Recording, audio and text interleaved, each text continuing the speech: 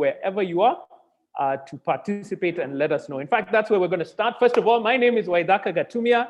I serve here at Centonomy as CEO. I'll be the facilitator for today. I'm really just here to help the conversation move forward. I will be sharing some advice, some ideas that we have around this area of thriving in retirement. And so I hope you have your notebook and pen. I always do when I come into a session like this, because every time I come into a place like this, I learn. And I love that you have come with the mindset to learn. So as I said, if you've joined the room, kindly, if you can just ensure that your mic is muted and your video is off, just so that we don't have too many distractions that are there. Later on, we'll have some time to be able to get your questions and your answers. Let's try one of the ways that we're going to be interacting in this session today. One of the ways we're going to do that is through the chat box. And one of the things I'd love to hear is where you are in the world. Just type in the chat box which town and which country you are in, because it's always so amazing to see the diversity of people who are present in a session like this, because the experience is great. So in the chat box, real quick, if you don't mind, just type, where are you? Where are you in the world? And so that we can be able to engage with you. Hi, Rita and Jerry, all the way from Hungary in Europe. Karibu sana, Edwin in Thika. We've got Jerin Langata, Olivia, Dr. Olivia in Nairobi, Violet in Roiro.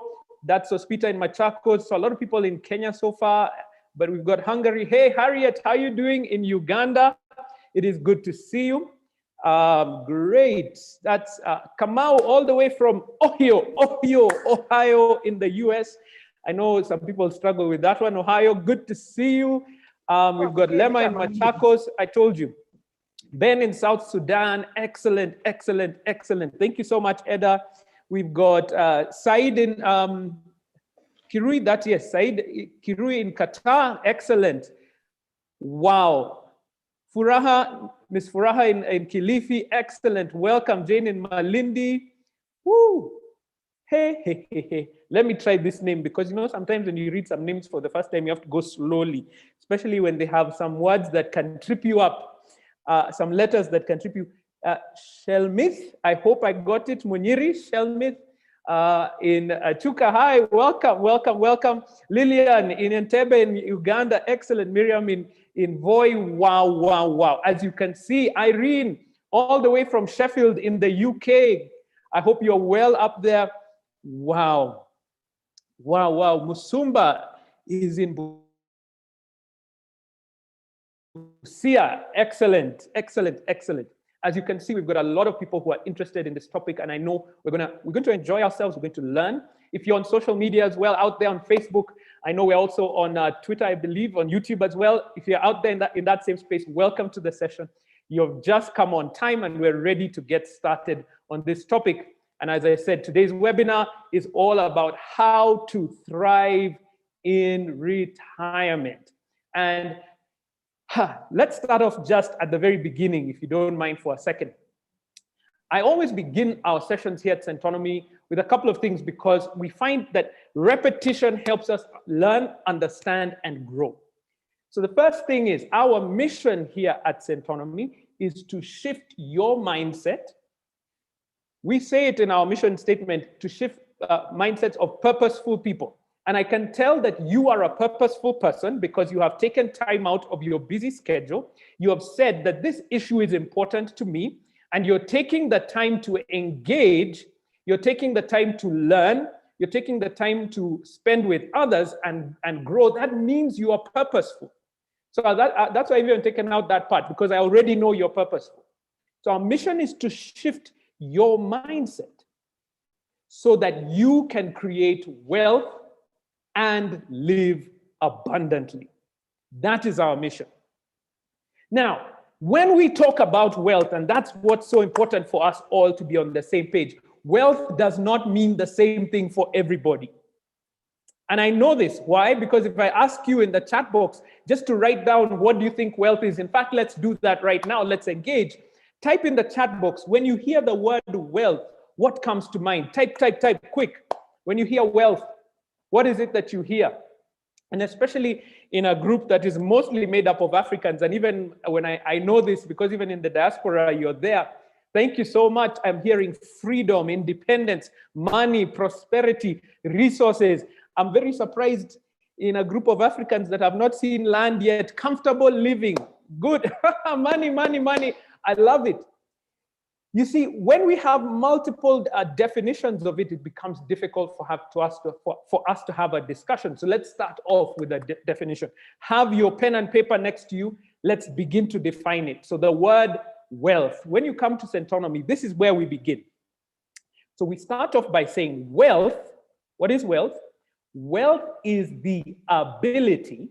Wealth is the ability, write it down.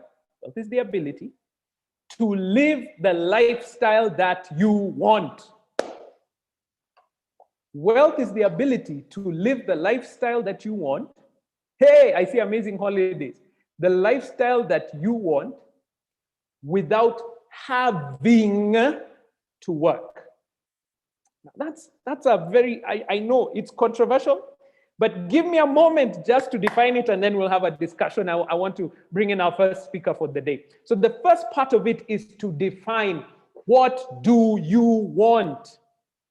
For many of us, it's general. As you can see, people are very amazing holidays. Amazing holidays by SM. Thank you so much for joining on that. What is an amazing holiday? You see, for some people, an amazing holiday is simply maybe going out into the bush and you say quietly and in a tent, I'm sorry, I left my tent days from when I was a scout in primary school. When I go on holiday, I don't want to sleep on the ground. I want to go and sleep in a nice hotel where everything is provided. Do you see that when you begin to define it, there is a difference for everybody? When somebody says money, money, money, how much money for you? And the problem that we have is that we are not specific with our goals.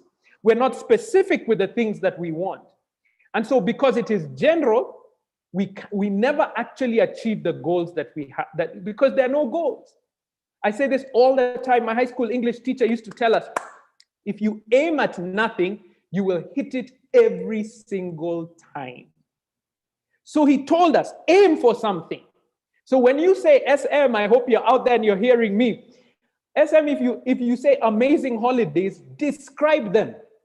Describe and say, are you going to be flying there? Are you going to be walking there? What are you going to be doing? Describe it. Because based on your description, then you have a goal. Because I assure you, the holiday that you're going to take in a tent somewhere, and the holiday that you're going to take in a five-star hotel out there in the world is going to be extremely different. What do you want? That's the first bit. The second bit, and that's what we're discussing in today, is without having to work. I didn't say you don't work.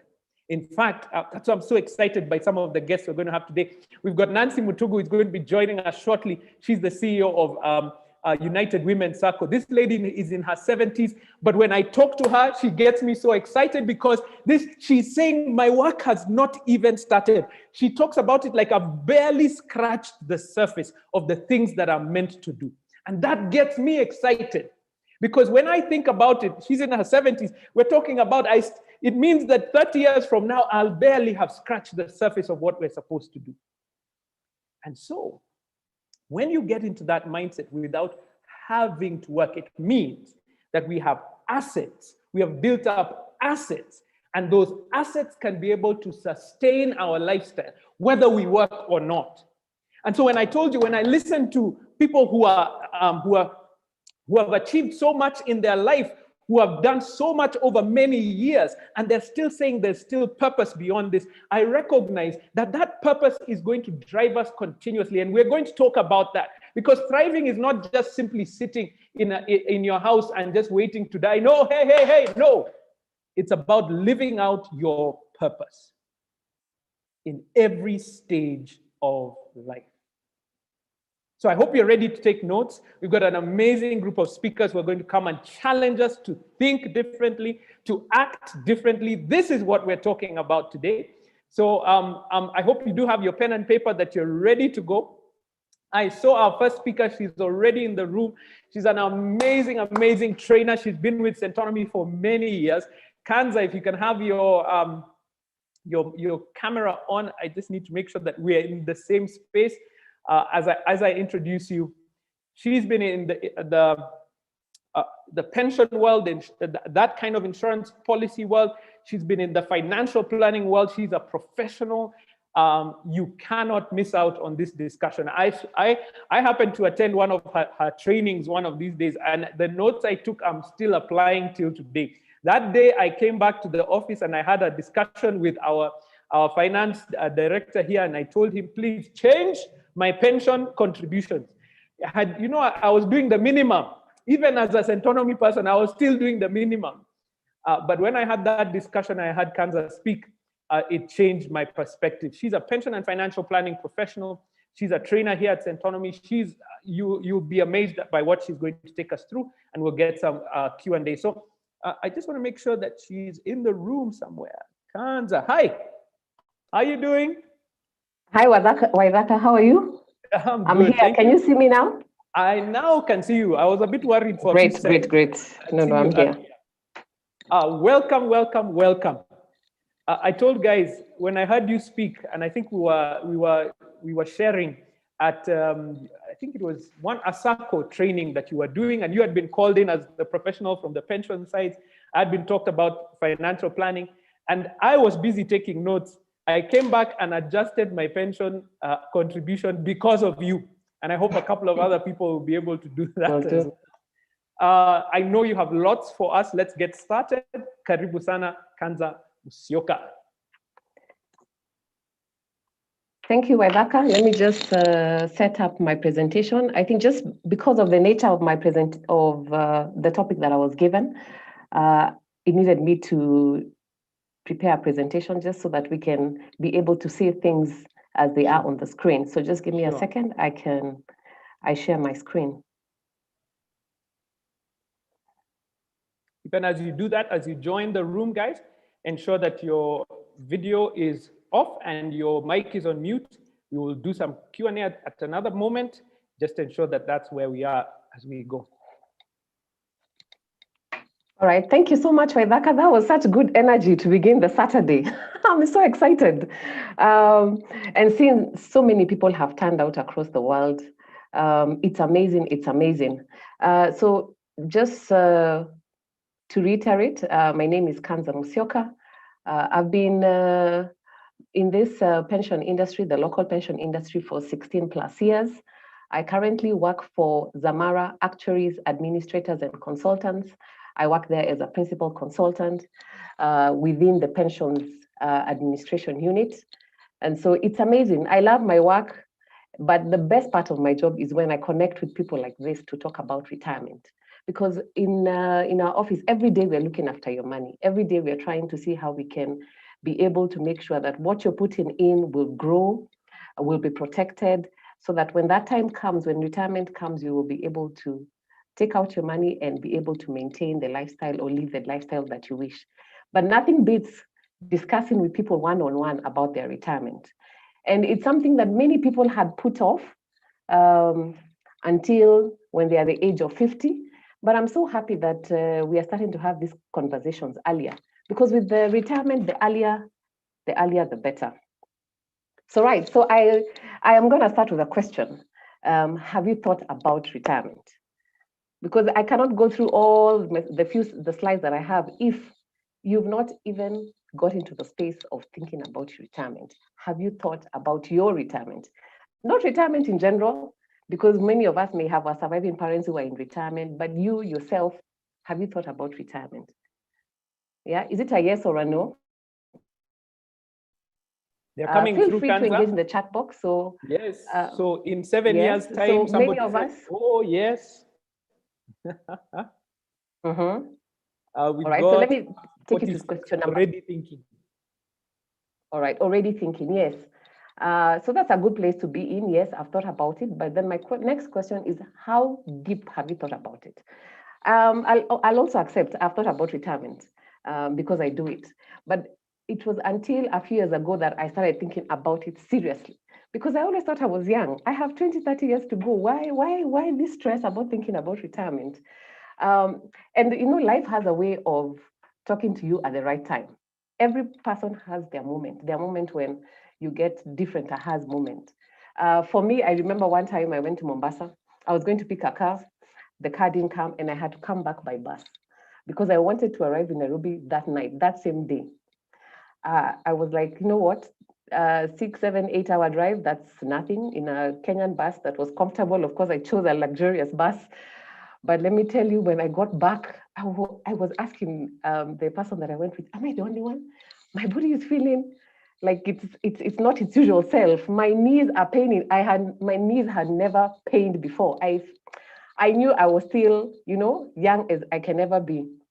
But then as I continued to think about it in the days that followed, I actually realized, oh my goodness, this is how we age.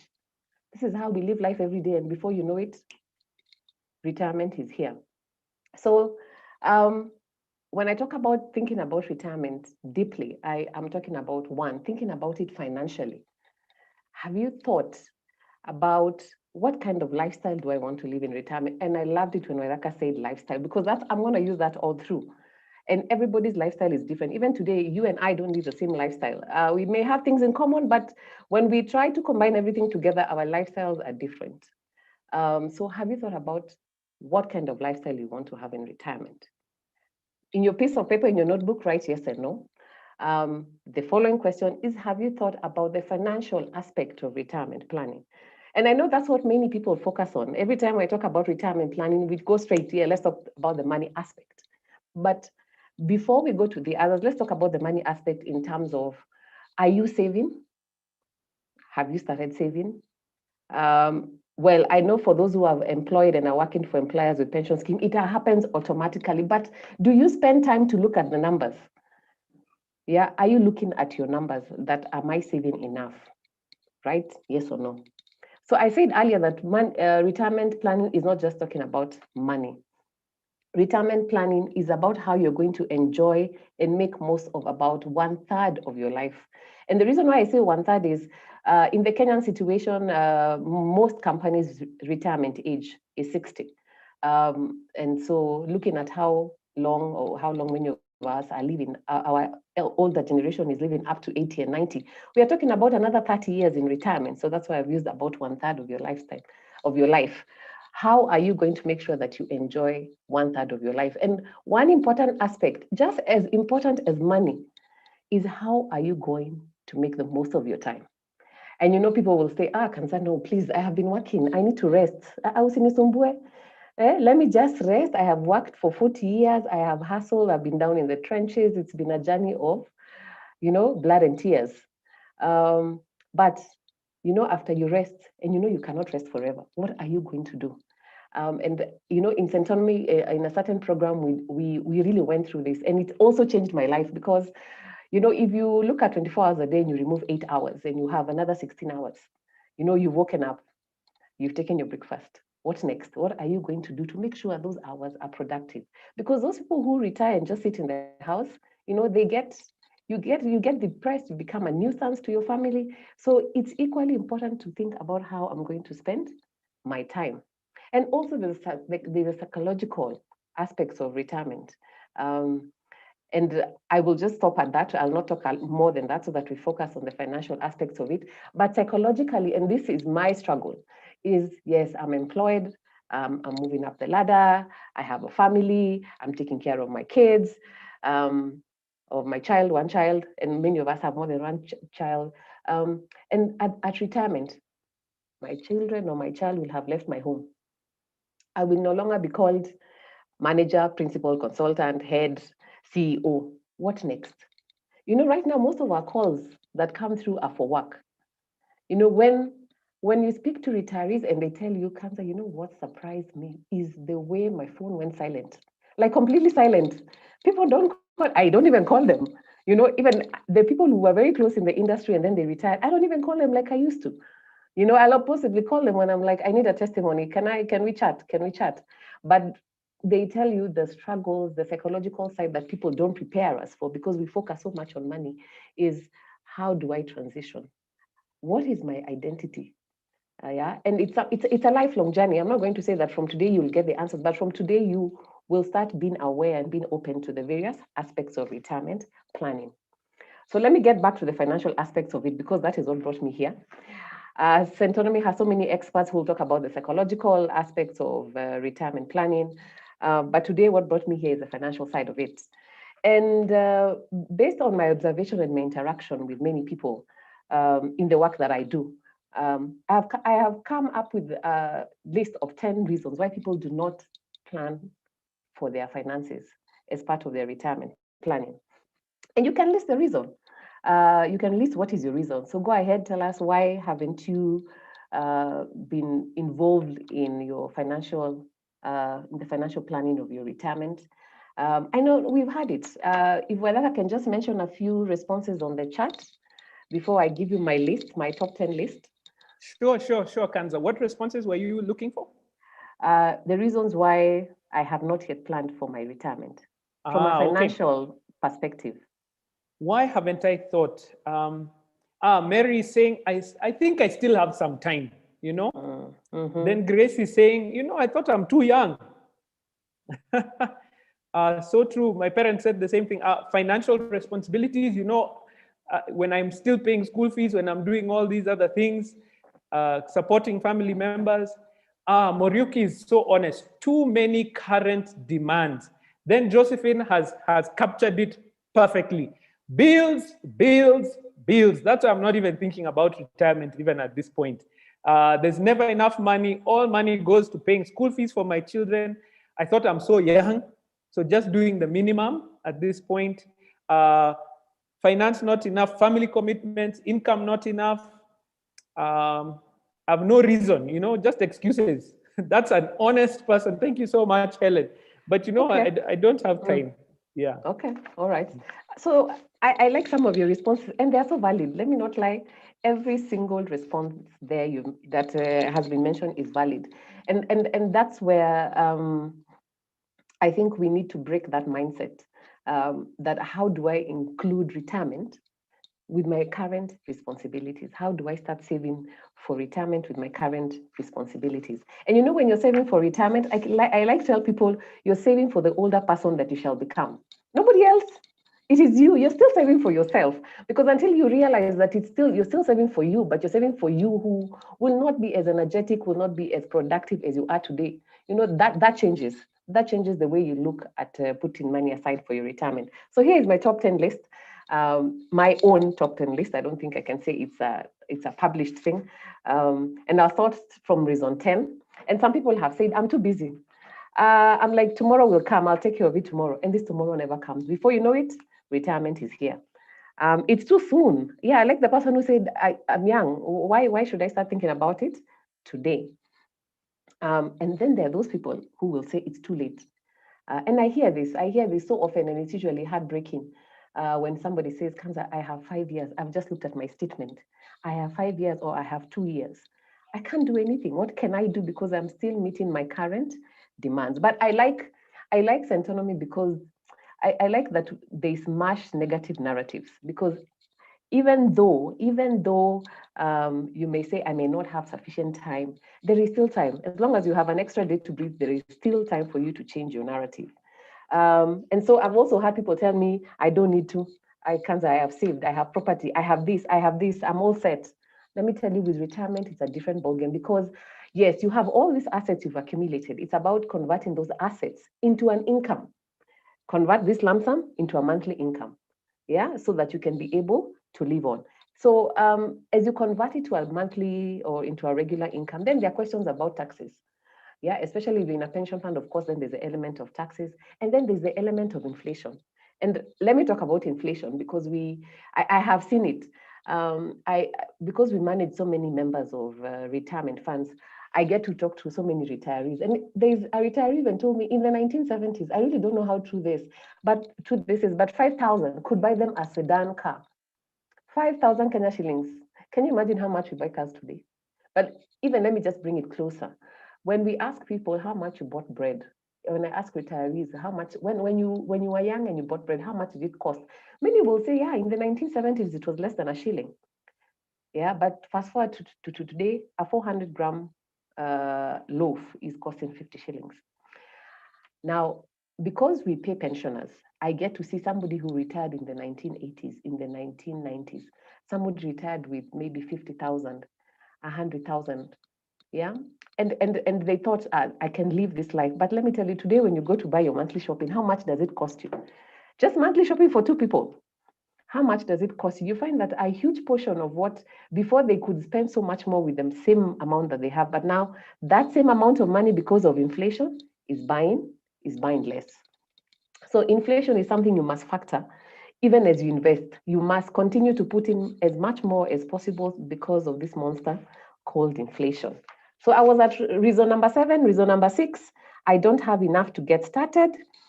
That's what all of you, most of you have said. Where am I going to get that extra shilling? But you must look at your expenses and see where you can reduce.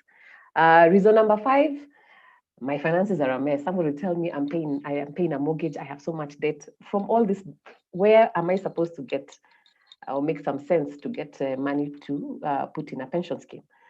Reason number 4, this is a Kenyan thing. The government will take care of me. Serikali itasaidia. No. The government has helped to where they can. They have created policies, they have put in the laws, they have registered professional service provider, they have given you tax advantages regarding your retirement savings. So it has already set the environment, but the government cannot come and dip into your wallet and remove money for you. That is where you come in.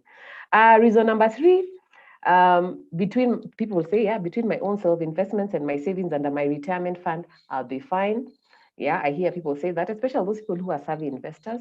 But there's still room for you to learn about retirement plan, because now you need to think about how am I going to be able to liquidate my assets to be able to get an income. Reason number 2 and 1 are the most common. Reason number 2, I don't want to think about it. It's when we think about retirement, there are so many fears that come into place. I will be old, I will be sick, I will be closer to death. No, I don't want to think about those things. So we decided, let's just continue burying our head in the sand until that time when I have no choice but to look at it. And reason number 1, I don't know how. I don't know where to start. And I think the fact that you're here, I think you're in the right place. I hope that by the end of my presentation, you will know where to begin and how to continue. And if you're nearing retirement, what are the options for you? So I'll put some valid points there. I mean, when we think about retirement, the fears come into mind first. You know, we are dreading it. How will I afford it?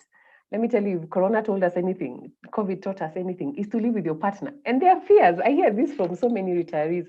Okay, I'm going home. Me and my partner will retire together. We'll be in the house together. How will we cope with each other? Because we rarely saw each other. But I'm happy that at least one of the outcomes, can I say positive outcomes of COVID, is living with your family. Yeah, we've been forced to get to know each other again, to work together, to laugh together. And I'm sure with our generation or people who are alive during this time, that will not be a bigger issue as it used to be in the past. And of course, ladies, we are so used to be productive. And so we are like, I'm going to be old and sick. I shall be bored. I shall be useless. And we also ask, how shall I cope with? How shall I cope with him? So I know people talked about how do I balance my current demands.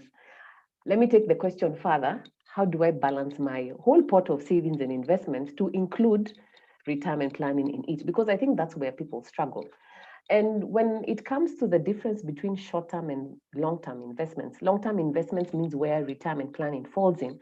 I mean, the only difference I have to say is how you use your investments, because you're still going to invest in shares or equities. You're still going to invest into property, but you must earmark what you say. This is going to be for the older person that I shall become, and so a retirement fund is one of the different investment vehicles that you can be able to save for your retirement. But it's important I point out that it's not the only way. It forms a good foundation, but it's not the only way that you can save for your retirement. And there's a difference. There's a difference in the way that you manage short-term versus long-term. One of the things about short term is you're going to liquidate in the near future. So short term are usually liquid. Long term, you want it to be liquid so that you don't touch. You want to lock it in until 10, 20 years to come. Kanza, what do you mean by liquid? Liquid, oh, sorry. So liquid, I mean those investments that I can convert easily to cash when I need it. And so like when we put our money in unit trust or mutual funds, these are the money market funds. You know, immediately you need the cash, you write them an email or you fill a form. Within 24 hours or 48 hours, the money is in your bank.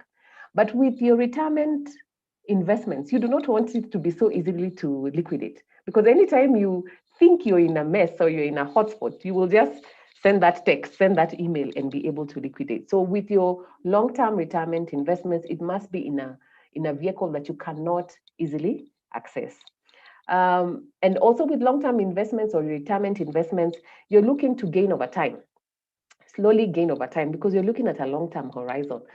So you're not concerned, yes, I bought, and let me pick the Safaricom, because I think Safaricom has been the real Kenyan story about investing in shares.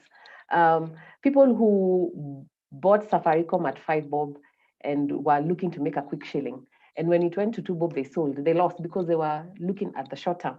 But if you bought Safaricom with the intention that these are shares I'm going to buy for my retirement investment, you are not looking at selling even when the price dipped 2 shillings. You held it. And can you imagine the person who bought those shares at 2 shillings or 5 shillings and now is smiling when the share price has hit 30 bob? Can you imagine if that person who had bought even just 50,000 or 100,000 shares and now they're looking at a gain? Every share has gained more than 30 plus shillings. Yeah, so when you look at your whole basket of investments, separate short term versus long term, because I'm sure so many of us are investing, but we are investing in short term investments. So now earmark those investments that are for long term. So as I talk about retirement planning, I like talking about this Chinese proverb because it is so much linked to retirement planning. So retirement planning is much like planting a tree. And so my question to you is, when is the best time to plant a tree? My question to Waithaka, let me see. Waithaka, when is the best time to plant a tree? Why are you putting me on the spot? It should be in the chat box. Come on, guys. If you're on Facebook, you're on YouTube, here in Zoom as well. When's the best time to plant a tree? Come on. When is the best time? See how Waithaka has avoided avoided responding. Yeah, okay.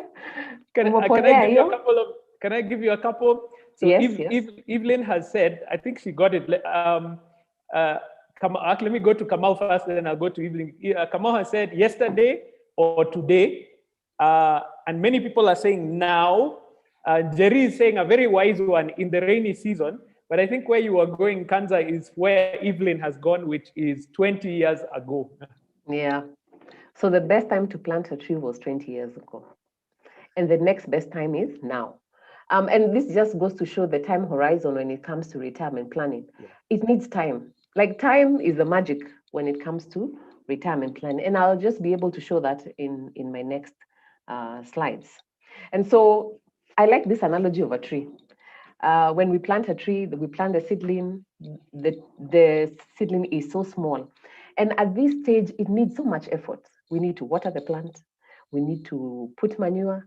We need to make sure that there are no weeds. It needs to get the right amount of sunlight at the right time so that it can be able to grow. And when it grows, it will be able to provide shade. It will be able to, give back after all the years of hard work.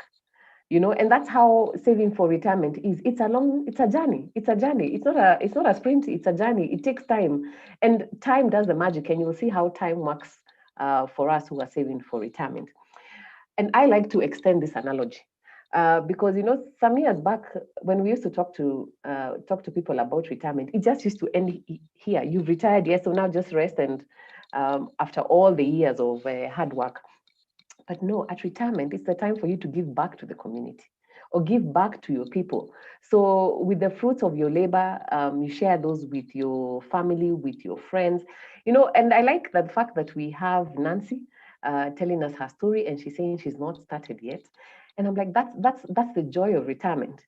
You know, many people used to say, so I've retired, so now what else do I do? What do I do? I'm not working. I don't need to work. I have some money coming in. Do I just sit in the house?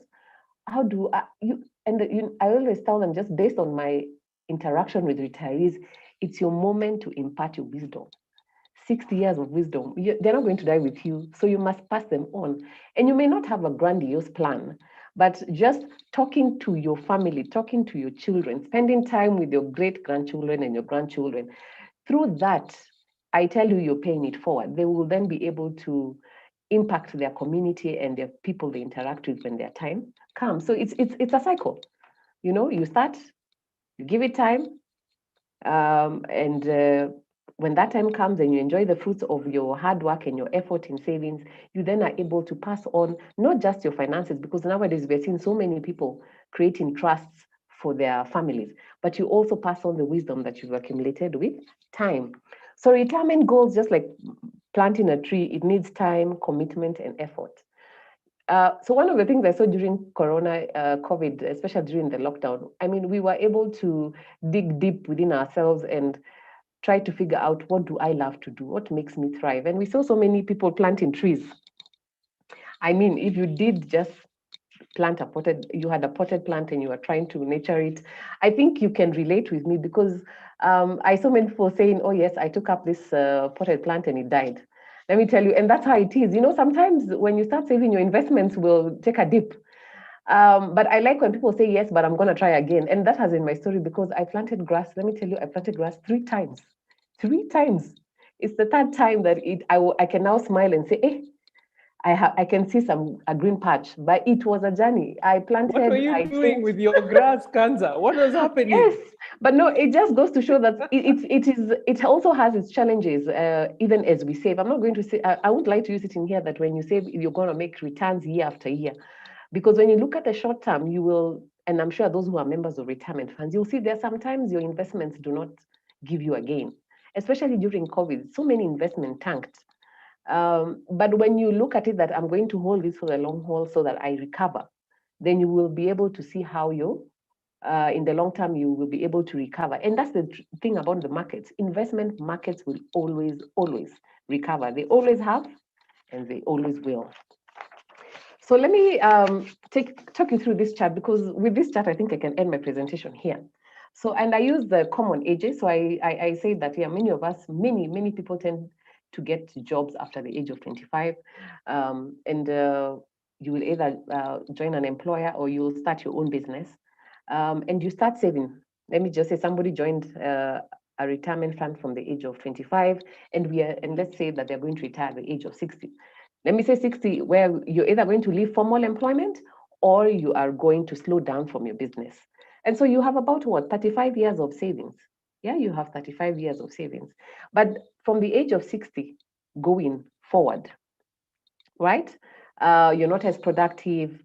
You may still continue to work, but then for most of us, especially in the employed ecosystem, when you reach 60 going forward is when now you start receiving your pension, you start receiving your retirement savings.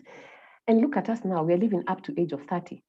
So here you are, you've saved for 35 years, and those savings are supposed to be spread for another 20, 30 years. You know, I think that's why I said with this slide, it talks about everything about retirement savings. I have a period to save, and then there comes that time when I start paying out. And so the question that we ask is, for my 35 years, have I put enough effort to be able to keep me for so many years? Nobody knows when they're going to die. And all of us, we pray to live longer. Yeah, so for 20, 30 years to come, am I going to be able to maintain the lifestyle that I lived before the age of 60? And let me just stop here and just put a disclaimer. No, it doesn't mean that your investing stops at the age of 60. Yeah, regardless of whether you've saved in your pension fund or you've saved through land, it is how to make sure that your investments still work for you past 60. But knowing that you may not have the effort and the energy you had before. So, and that's the reality. When those ages come, you may not have that energy that you had before.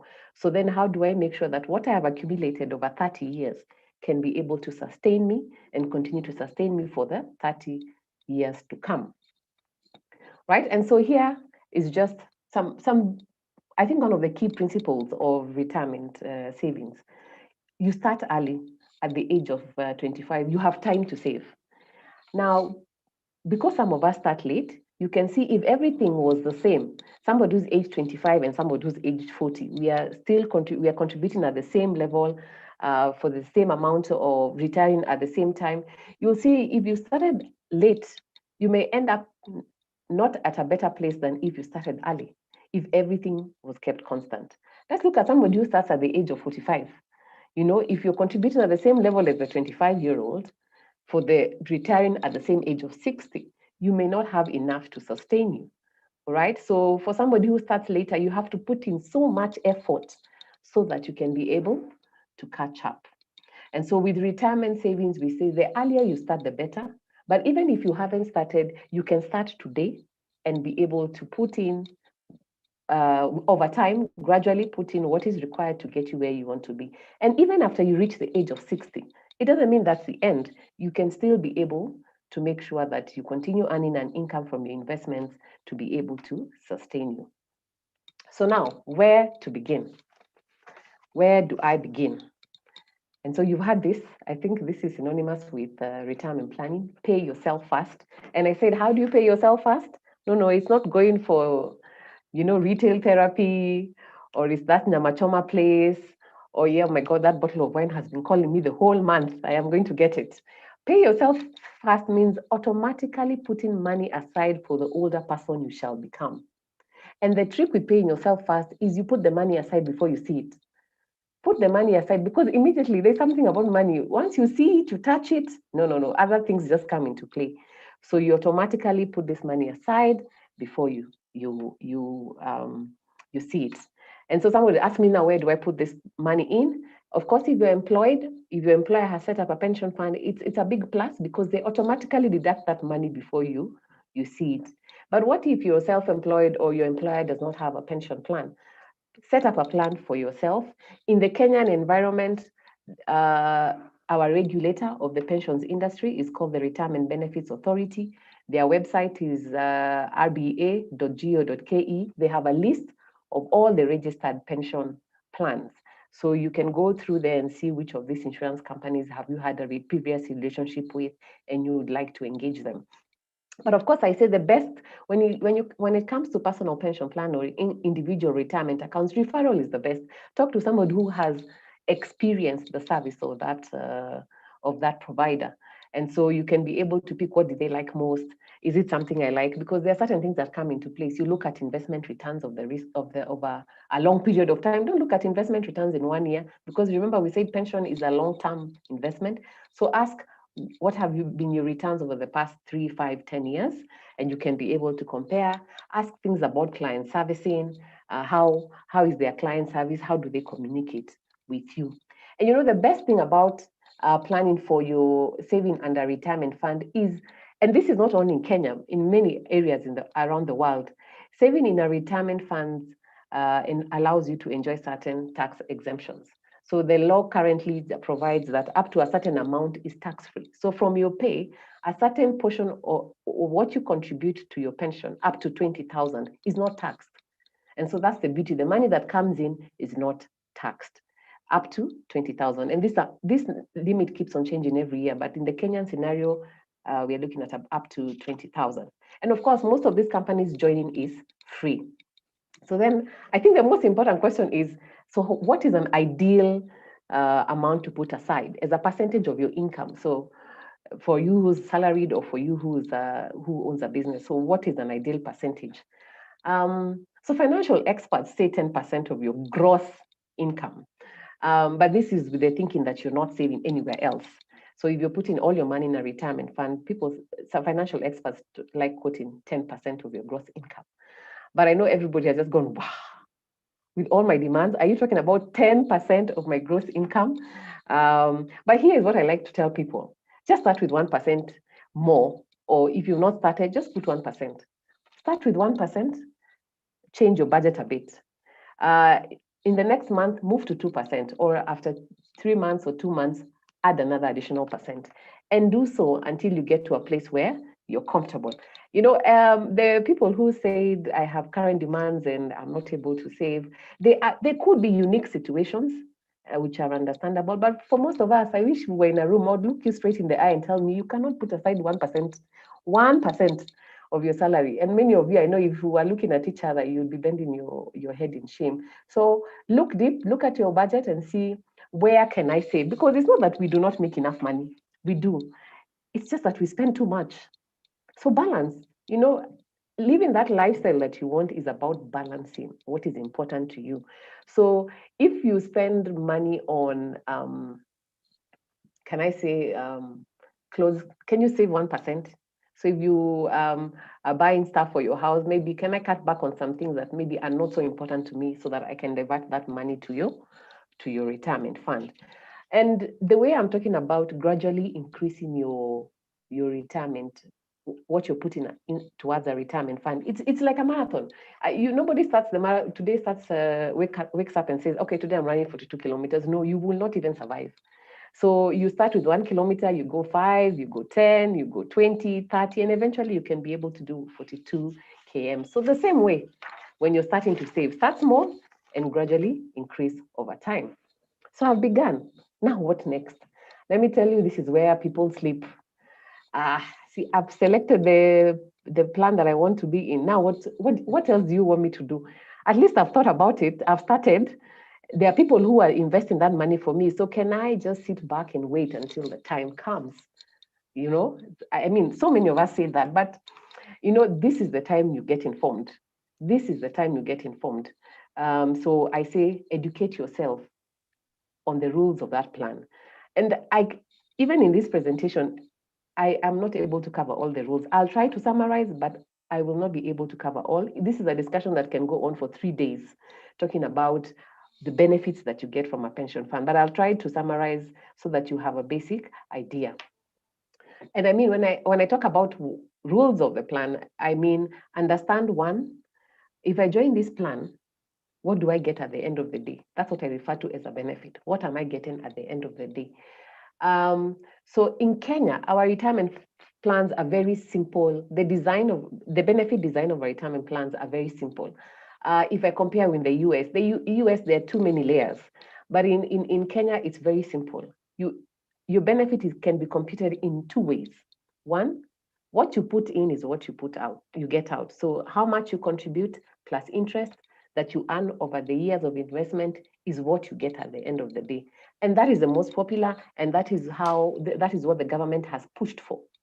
Simply, what I contribute, if my employer is contributing, what my employer contributes. Remember, your money is being invested, so the investment, that is income that is earned over time, that is what I get at the end of the day. Now, the other one, and these are the old pension schemes that are dying and are winding down, and that's where most of our parents who are employed are is in government, let me say, and civil servants in Kenya, that what you get at the end of the day is a promised benefit. So you're promised that I will give you a benefit that takes into account your years of service and final salary. So there are 2 ways on how your benefit is computed, based on your contributions and the promised benefit, which is based on your final salary and your years of service. But as I said, those defined benefit plans are dying. That's what we call them. And most plans right now in the Kenyan industry are moving towards defined contribution. When your contribution is defined and what you get at the end of the day is based on those contributions plus interest, then you need to understand, how is my benefit paid out? Now, unlike your Sacco investments, many Kenyans invest in the cooperatives in Kenya. We invest in money market. When it comes to retirement funds, there are certain rules on how these benefits are paid out. And I can basically say they're in 2 ways. Your benefit can either be paid out as a lump sum. Your benefit can either be paid out as an income. Yeah, so if you're participating in any plan, after you ask, how is my benefit computed? Secondly, is how is my benefit paid out? Because it will help you plan for your retirement. So can you imagine you've saved 10, 20, 30, 40 million and somebody gives you this as a lump sum? you then need to plan for it, because most of us are not wired to handle lump sums. We can't put those lump sums in our bank account and just sit back. You must learn how do I make sure that I invest this lump sum so that it can be able to sustain me. And so people get surprised also when I come and tell them, no, you're not getting a lump sum. The rules of this fund require that I pay you a monthly income. So we mainly like talking about a pension, and pension is that monthly income. So your income at retirement. So then people are like, but why? Why do you need to retain that money? But the philosophy is that, especially for the employed people who are used to a monthly or a weekly or a bi-weekly income, is that you're used to receiving money in installments, smaller chunks over time. And so then at retirement, because that's the experience you have, then you're best suited to receive your savings as a regular income. The third question you want to ask is, when can I access my benefit? Because unlike other forms of investments, you can only access your retirement savings. Ideally, they are meant for at retirement, but the law is cognizant that there are different circumstances. So if you leave early, and the word is if you leave an employer, especially when you're in a plan that has been set up the employer, then you can access your benefit. But you cannot access your benefit when you're still working for your employer. Now, somebody can say, what if I am not employed? I have my own plan. Yes, when you have your own plan, you have that liberty because it's not tied to an employer, so you can access anytime. But again, as I said, bear in mind, this money is for the older person I shall become. So you need to understand, especially when you are in an employer scheme, how much am I required to contribute? Is my employer contributing? How much is my employer contributing? And can I top up? Because the magic happens when you top up. Most pension schemes in Kenya, as employees, they contribute between 1 and 10. But majority are between 1 and 5, especially 5 is the most common. And based on numbers, if you contribute 5% and you have no other forms of investing, saving 5% even for 35 years cannot sustain you for another 30 years if you have no other forms of investing. So then you must be aware and ask yourself, am I contributing enough? And the good thing, most rules allow you, not here in Kenya, all over the world, that you can always top up, but within the laws of that land. And in Kenya, this is now a new trend. In other parts of the world, you are actually supposed to select where you're going to invest. So you make the investment choice. In Kenya now, this is a new occurrence. But now we are asking members, yes, in this scheme, when you join, and especially those forward employers, you are supposed to select where you want your investments to be. So then we'll create portfolios, different portfolios with different risks. So there are those that are aggressive, meaning they're high risk. Then we have moderate portfolios that are mixed between high and low risk. And then you have conservative portfolios that are low risk. So you need to find out, in this plan, is it that the investments are done purely by the trustees, or am I supposed to make the investment choice? All right, continuing over the next 40 years, I say track your retirement savings. And how do you track? By law, we are required to give you annual statements. But even we've gone further, because now we have apps. You can log in online and look at where you are real time. And as you track your investments, one thing I like telling people is, when you start, yes, you may not see anything, because maybe the first year, all that you're going to get is what you've put in plus a little bit of interest. But after 30 years of savings, your investment income or your interest will exceed what you've put in, because of the magic of time. When your funds start growing, you'll start seeing, man, every year you look at your statement, you smile. Every year you look at it, you're like, you even dance around the office, or you dance around your home, because then you start seeing the magic of compound interest. And compound interest is where interest earns interest. So the interest of 2020 is invested and it earns interest in 2021. And for most retirement schemes, you will find that we credit interest every month.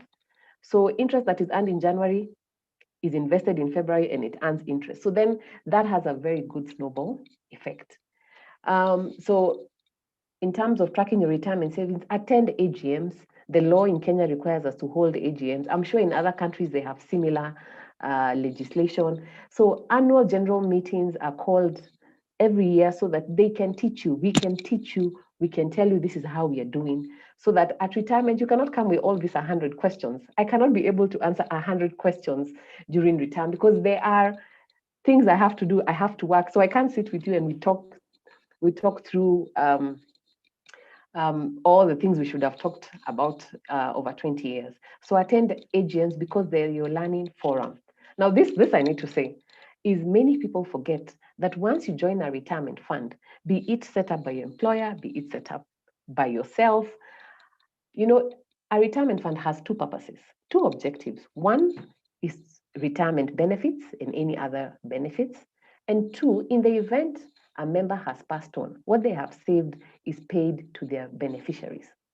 Now, the big question is, who have you nominated as your beneficiaries? And that's why when you join, the first thing they'll tell you is, please nominate who you want this money to be paid to when you're not there.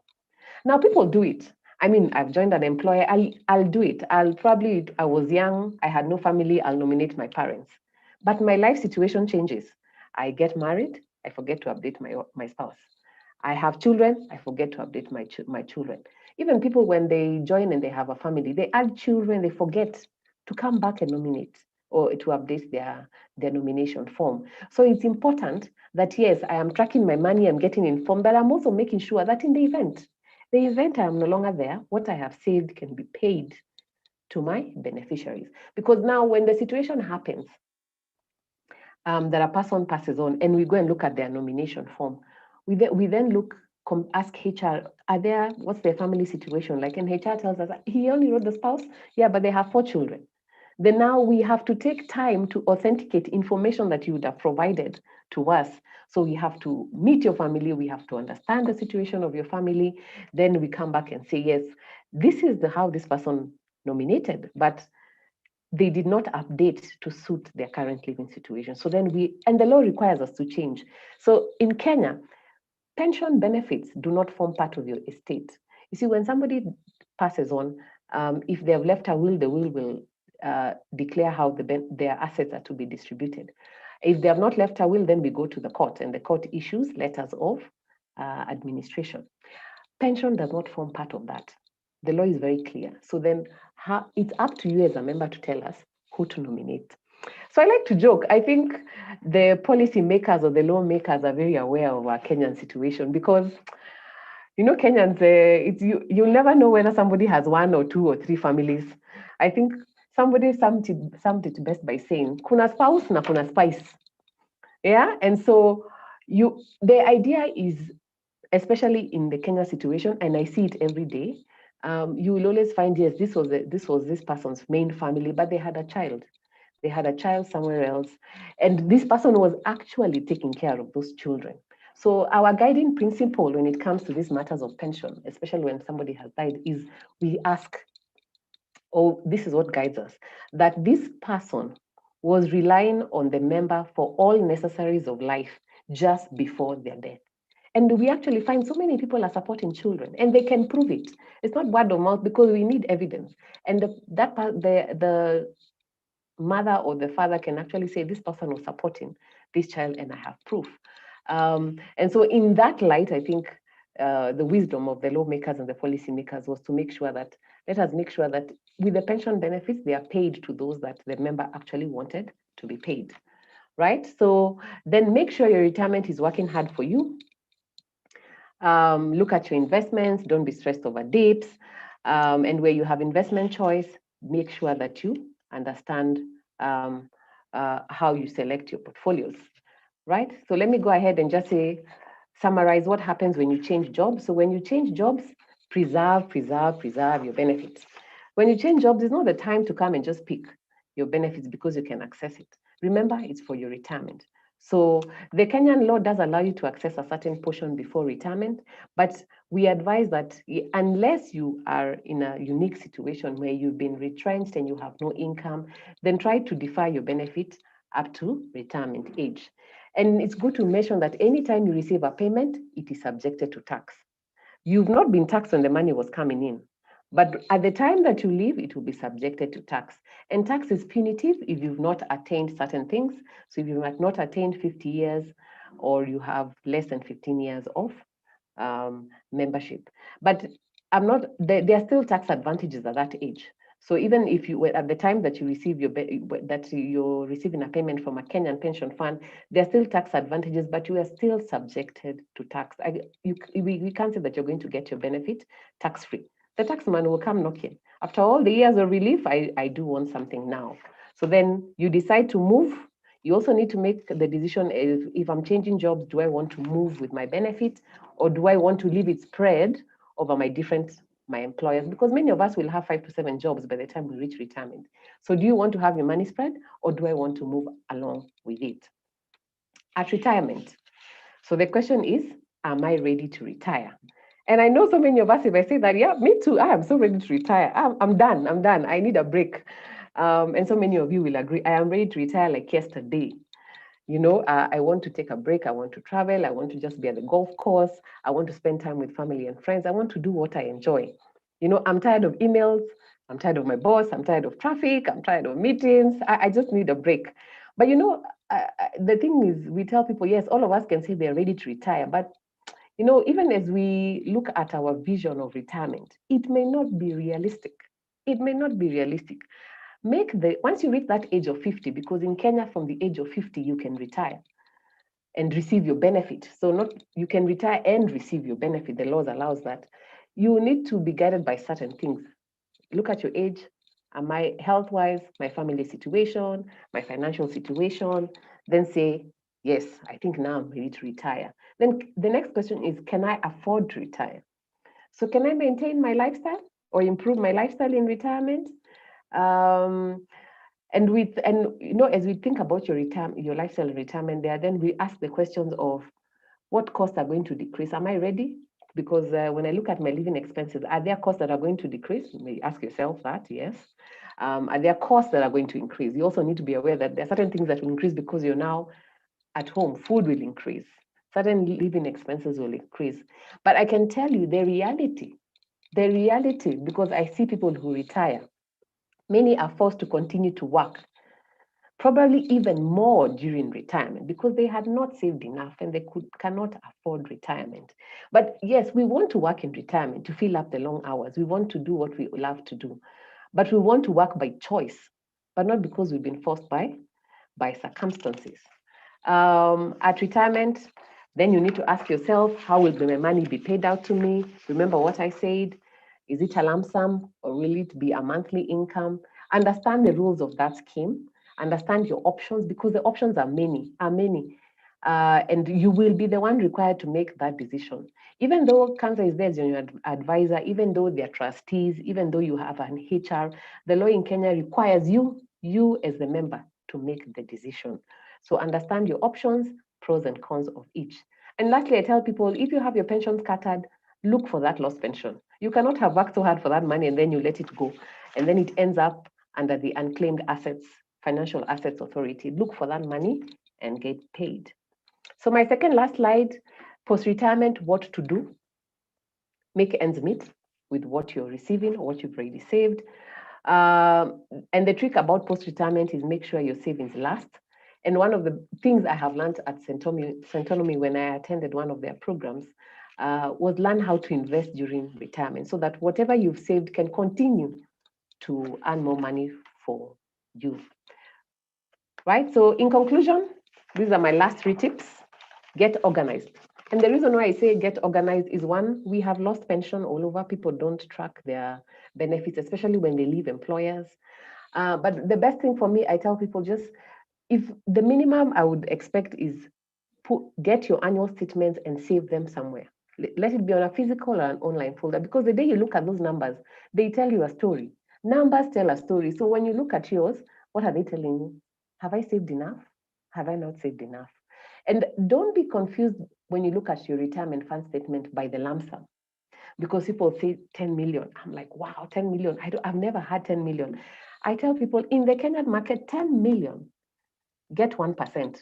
If I was to convert your 10 million into a monthly income, that will be a good rule of thumb. It's not always the exact thing, but get 1%, and that works out as 100,000. Now, if you had 10 million and you're rejoicing, and I tell you, if you convert it into a monthly income, use the rule of 1%, is 100,000. Just look at how much you're living on right now. Somebody who's able to save 100 maybe is living on a lifestyle of 250,000 or 200,000. Then you ask yourself, do you think you're on track? Because you want to maintain the same lifestyle before and after retirement. Number two, don't let challenges get you down and out, because financial challenges come and go. But once you retire, you cannot go back. Once your retirement, you are there. So don't lose focus. Of course, there are times you will go through challenges and you may need to stop, but remember to continue when things get better. And to finalize with my Chinese proverb, the best time to plant a tree was 20 years ago. The next best time to have started planning for retirement was 20 years ago. But the next best time is now. So that brings me to the end of my presentation. I'll take your questions guided by Waithaka. Waithaka, over to you. Kanza, well done, well done, well done. I'm telling you, the number of issues you have raised in these few minutes, and I'm not the only one clapping because I can see there are a few people reacting the same way. Violet has just said very good insights. I'm not going to waste any more time. Quickly to the questions. I hope you have it. Maybe what you can do is just stop sharing. There we go, so we can see you clearly behind there. So Lucy has asked, how come the annuity pension never goes up? How come? All right. So let me just give some backstory to that. So if you are in a plan that requires that you get an income, then that income is what I explained. So what happens is, let's say a member has 3 million, and the rules require us to receive a pension. First, if you're in the law in Kenya is also cognizant that maybe you have some liabilities at retirement. So those schemes that are pension schemes will allow you, or the law allows you to access up to a certain portion as a lump sum. So up to 1/3 can be accessed as a lump sum. So from 3 million, you decide, Kanza, I want 1 million as cash. So we give you the 1 million, then we have 2 million. This 2 million, we go to the market, we ask different insurance companies, this is Kanza, this is her age, this is her gender, this is how much she has left to purchase a pension. So they give us different options. Now you as a member, and we give you those options. I will not mention all of them because this is a topic that lasts a day. But one of the things they give us is you can choose whether you want from the 2 million. Remember my 2%, my 1%, 2 million is 20,000. So do you want 20,000 flat for life, or do you want where your pension increases over time? So we give you all those options. The choice is yours. Wow. Kanza, if I save more than 20,000 more, is the amount above the amount that gets a relief, does it get taxed twice? I hope you have understood that question. Okay. All right. Good. So I talked about, it's not even Kenya. Most countries have what they call maximum allowable contribution. Because that amount then is tax-free. So if you contribute, say, 25,000, 20,000 is within the tax-free amount. So the 5,000 is taxed at your pay, at payroll. It's from your tax pay. But when it comes to your pension fund, it is not taxed. So what it does, we segregate it. So even when you get statements, you will always see this is your statement over time for contributions within the 20,000 limit per month, which is 240 per annum. Then you will also see another section where we say this section is for those contributions that are above the 20,000, because we are aware they were taxed at source. So when they come to the scheme, they will not be taxed at all. Even the day you leave, it will not be taxed. But the investment income and on that 5,000 over the years will be taxed. Wonderful. That's Jerioth. I hope you got that, Maura. Eda had asked, I didn't get about what to do if you change jobs. Do you ask the money to be combined to one retirement body, or do you remain in different places? What's your advice? So the option is yours. So once you leave, your benefits will be computed, or you can look at your statement and say, yes, one, the law allows me to access a certain portion. The law does not allow you to access everything, because it's aware that many people end up accessing their benefit and they spend it. They spend it frivolously, and when retirement comes, they have nothing left behind. So the law then in Kenya and around the world, they have what we call preservation, that it tries to make sure that a certain portion is locked in until retirement. So you'll be given the first option of you can access this amount, the rest will remain in the scheme. Now, 2, you can retain it in that employer's pension fund, or 3, you can transfer and move as you go. Now, the choice is yours. There are people who want to diversify. They are like different schemes, have different strategies. I want to benefit from all the different investment strategies. Then majority of people tend to say, no, I don't want to start tracking when I'm old. So let me move with it as I go, as I change jobs. But then there are others who say, let me open a personal pension plan as a consolidating plan. So even though I change jobs, I never want to go to my employer. Let me just keep on consolidating everything to one personal pension plan of my choice. Wonderful. Judy has asked, what's the difference between next of kin and beneficiaries? The difference is in the legal wording. So a beneficiary is a person who has rights to your benefit, in layman terms, has rights to your benefit. And so if, let's say, you have your parents and you have your children, who has the first right to your benefit? You'll find out it's usually your spouse and your children. So when it comes to benefits, we talk about beneficiaries. But when it's on other things where who should we contact as your next of kin, you have leeway. But I can tell you in pension benefits, the practice and the philosophy is first is their spouse, are their children, even though the children is from spouse or spice. And then secondly, were you taking care of your family? Because we're in Africa and we know that we take care of our families, but priority is given to your immediate family. I love how real you are with your answers, Kanza. Patricia is asking, how do you find my lost pension? How do I find my lost pension? So when I talked about lost pension, I meant that people change jobs and they forget there's that portion that was left. As I said, the law allows you to access a certain portion, but there's that portion that you will not access because it's supposed to be retained until retirement age. And so people forget, especially when you stay in jobs for like 6 months, 3 months, you forget. But the law in Kenya is that as long as your employer and yourself has contributed, even if it's for 1 month, that contribution is yours and nobody will ever touch it. So we will continue to hold it until the time when now we have to report to the Unclaimed Financial Assets Authority, and then we have to transfer because that benefit has stayed for so long, been unclaimed. So go through your employer list, ask, did I receive everything? Yeah, I know it's annoying getting all those questions. Everybody actually comes at retirement. Kanza, I just want to make sure, was I paid everything? And I'm like, okay, let me check. But it's your right. It's your right to ask and make sure you are paid in full, or if there was anything that was deferred to be paid to you. Kanza, it's so real because I do have a friend of mine now. She's recently retired. She's now into her 50s. And we were just having a discussion about this. And she was discovering some of these payments that had been made in her first job that she came as an intern over 30 years ago. She had even forgotten about those amounts. But because of wonderful people like yourself, they were able to discover those small things, and she was surprised by the amount of money that was still there that she had never even seen. She had forgotten even about those statements because she had changed email addresses and things like that. So go out and discover. Somebody else asking, will this presentation be available afterwards? Yes, everybody on Zoom. Please note that this is live on our Facebook and our YouTube channel for Centonomy, and you can be able to access this whole presentation and all the topics that are going to be here later on, and you can share with your family and friends. If this has benefited you, please do share with others. This is Peter. He's asked, I've worked for several companies. At each organization, I was given a pension contributions. Can I consolidate all these? I think you answered that. You can. It is possible. You just need to do that. Wow. Where does the IPP go for AGM for continuous education? Where does it go? Do you know?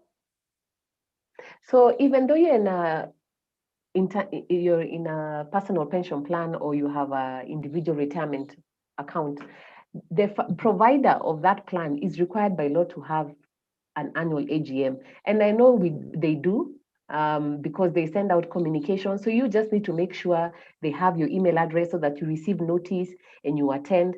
I know before we were physical, but now meetings are now online. So you can log in from wherever you are. So just make sure they have your contact details. Great. Can you have more than one pension fund running parallel? Yes, you can have your employer where you're contributing and a personal pension plan of your choice. But you need to be aware that if you're in an employer pension fund, remember the tax element. Your employer, look at how much you've contributed, because if it's coming from within the 20,000, you'll get the tax free. But in your pension plan, if it's your post-tax pay, please inform them that, and maybe they may require you to produce evidence so that you're not taxed again. Yeah, so seek advice on the tax aspect. Element. Okay. If you're terminated in a job you worked for 2 years, can you still claim your pension that you saved over that time? Yes, as long as they contributed for you within the first month, the law, even if it's the employer, the law says it belongs to the member. Last one. Hold on, sorry, it came through. And I know this is a very general one, but I hope you can answer it. Why is pension taxed? Isn't it double taxation? So I explained there's no double taxation because when you are contributing in the current scenario, up to 20,000 per month or 240,000 per annum is not taxed. It is not taxed. So when it comes in, we are aware it's not being taxed, but pension funds operate on the idea of deferred tax.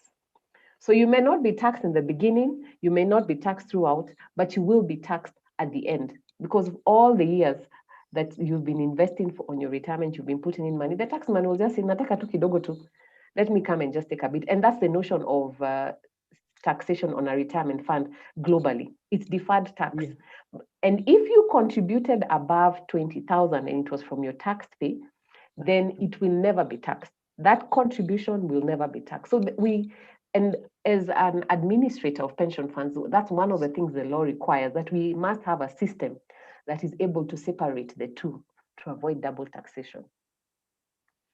Hey, Kanza, I have just had some serious protests from people who are on the social media. They're saying we are ignoring them. I have to answer. You have to answer 2 questions very quickly from there. Okay. This is John Mikisi on YouTube, and he has said, on lump sum, what will be the best share in percentage in different vehicles? You know, short term and long term. What do you suggest? I was about to be. I think somebody is going to talk about. I think one of the speakers is going to talk about investing for retirement. We're talking about that, yes. Yeah. So can the question be deferred until then? Sure, no problem. Okay. Mm-hmm. And the final one, I'm just checking it out now here on Facebook. Oh no, sorry, it has disappeared. My apologies, but Kanza, well done. I know Thank this you. Topic. I told you I've sat with you during these sessions, especially at an AGM, and we know how many questions there are. What the encouragement would be is attend and ask those questions. One of the issues that we have in Africa, and Kanza, you know this, is we tend not to ask questions in good time. We receive documents with a lot of fine print. We don't read the fine print. We don't engage. We don't question. And what we're trying to do, especially through this session, is to ask you, engage, question, ask all these wonderful things. Even at the start, whatever stage you're at, go and ask. It's your right to understand. I really appreciate it. Kanza, well done. That was difficult, Thank you but so did much. A great job. And you should see some of the comments that are coming through. Thank you, Naomi, who said thank you so much. And there's so many others who've been saying thank you as well. We really appreciate your time, and thank you for coming to share that with us. It's been great. Thank you, Waithaka. Wonderful, wonderful, wonderful. So for everybody who's joined us, thank you so much across the board, whether you're on social media, Facebook, I think we're on Twitter as well, and I was on YouTube. Welcome. In case you've got friends who are trying to join, yes, the Zoom space is closed for now. However, we are streaming live right now on all these other platforms in case you want to engage with us that way. Please share. As you've been hearing here at Centonomy, we are focused not just on retirement. No. We are looking at helping you to think through wealth creation in your 30s, your 40s, and 50s. And so we are introducing today Centonomy Gold. This is an online class that is going to start on the 10th of April, 2021. And you'll be engaging with us for 1 module per week for 8 weeks. And you can register today with only 1,000 shillings so that you can get started on this understanding. Because this is a free online webinar. We can't get into the nitty-gritty. We can't send everybody all the details that are in the class. And so we're encouraging you, this is a time to begin to invest for the future that you want. If you're in, I loved when we came into, I saw everybody writing in the chat box, I'm in my 30s and I'm thinking about retirement. Well done. And it's not just about retirement. It's about living your best life now, wherever you are, so that you can begin to pursue your passion and leverage on the experience that you have built, your networks. Even as you grow in your career and your business, you're building networks, you're building careers. In fact, you're going to be hearing from Nancy Mutugu in just a couple of minutes on how those networks have allowed her to thrive and to continue to grow many years into what we call retirement. We talk now about the investment strategies for the security and the sustainability. We talk about managing your wealth and your debt and your pension. I'm going to give you some examples about that. But we're encouraging you, guys, everyone who's in this room, this is not just for somebody who is retired. No, if you're 30, now is the time to really consider it. And I'm going to give you an example as a 30-year-old, how you can start thinking about these things, especially around debt, like, for instance, a mortgage. What does it look like? How can I deal with it? How can I clear my mortgage 5 years earlier, 10 years earlier than I had originally thought, so that that cash can be reinvested and grow for us over time? These are the kind of ideas that we're looking at. So now when you look at the program itself, Centonomy Gold, which is a fully online class right now, especially during COVID times.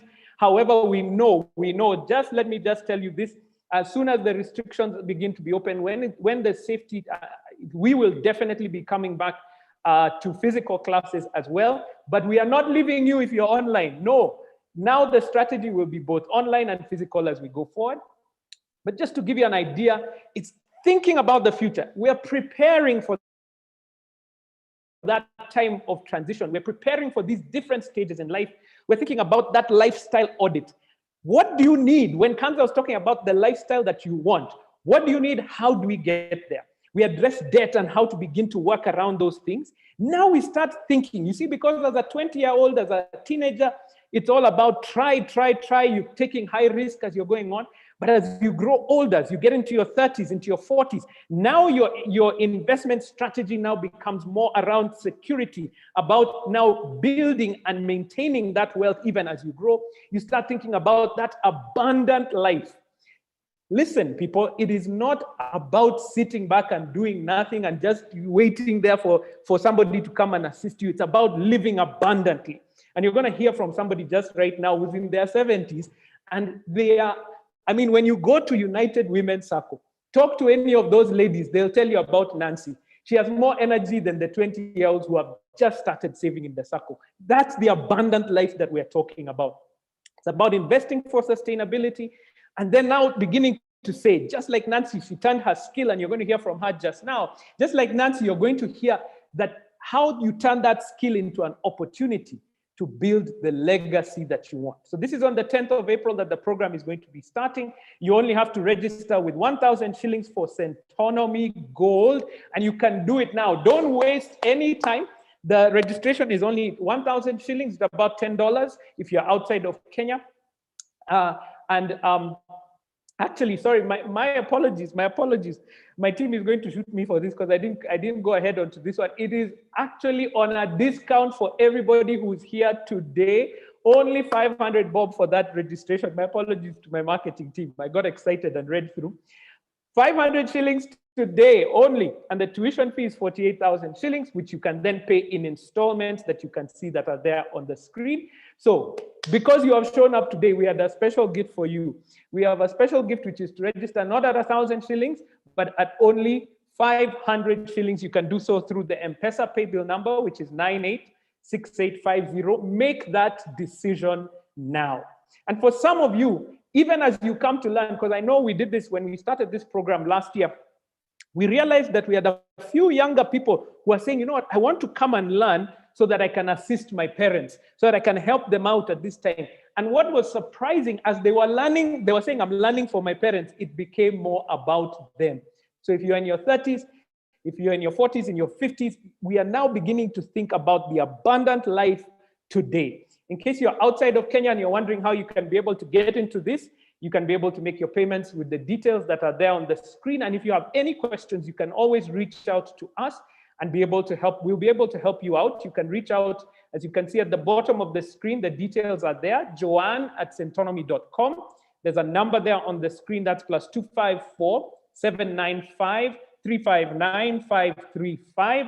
The class starts on 10th of April, and we'll be doing our classes from 9 a.m. to 12 p.m. just once per week. And at the moment, we'll be delivering online through Zoom in an experience like what you're having right now. This is a life-changing program because it's about understanding how do you build wealth in your 30s, 40s, and 50s. This is the time when you're going to earn the most in your lifetime. And this is a time that you need to take control of those investments that are coming through. So I really appreciate your time. Let's talk a little bit about the investments that we are going to do. So just take a couple of minutes. And once we're through with this, we've got, as I said, we've got an amazing speaker who's on her way. Nancy Mutugu is going to be sharing her experiences with you.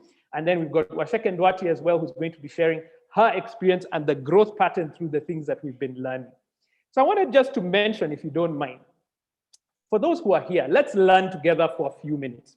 In Centonomy, we've been talking about this for so many years. Some of you have heard it, maybe you've not heard it, but I want your engagement now, and I want to hear from you in the chat box. We're going to get as practical as possible.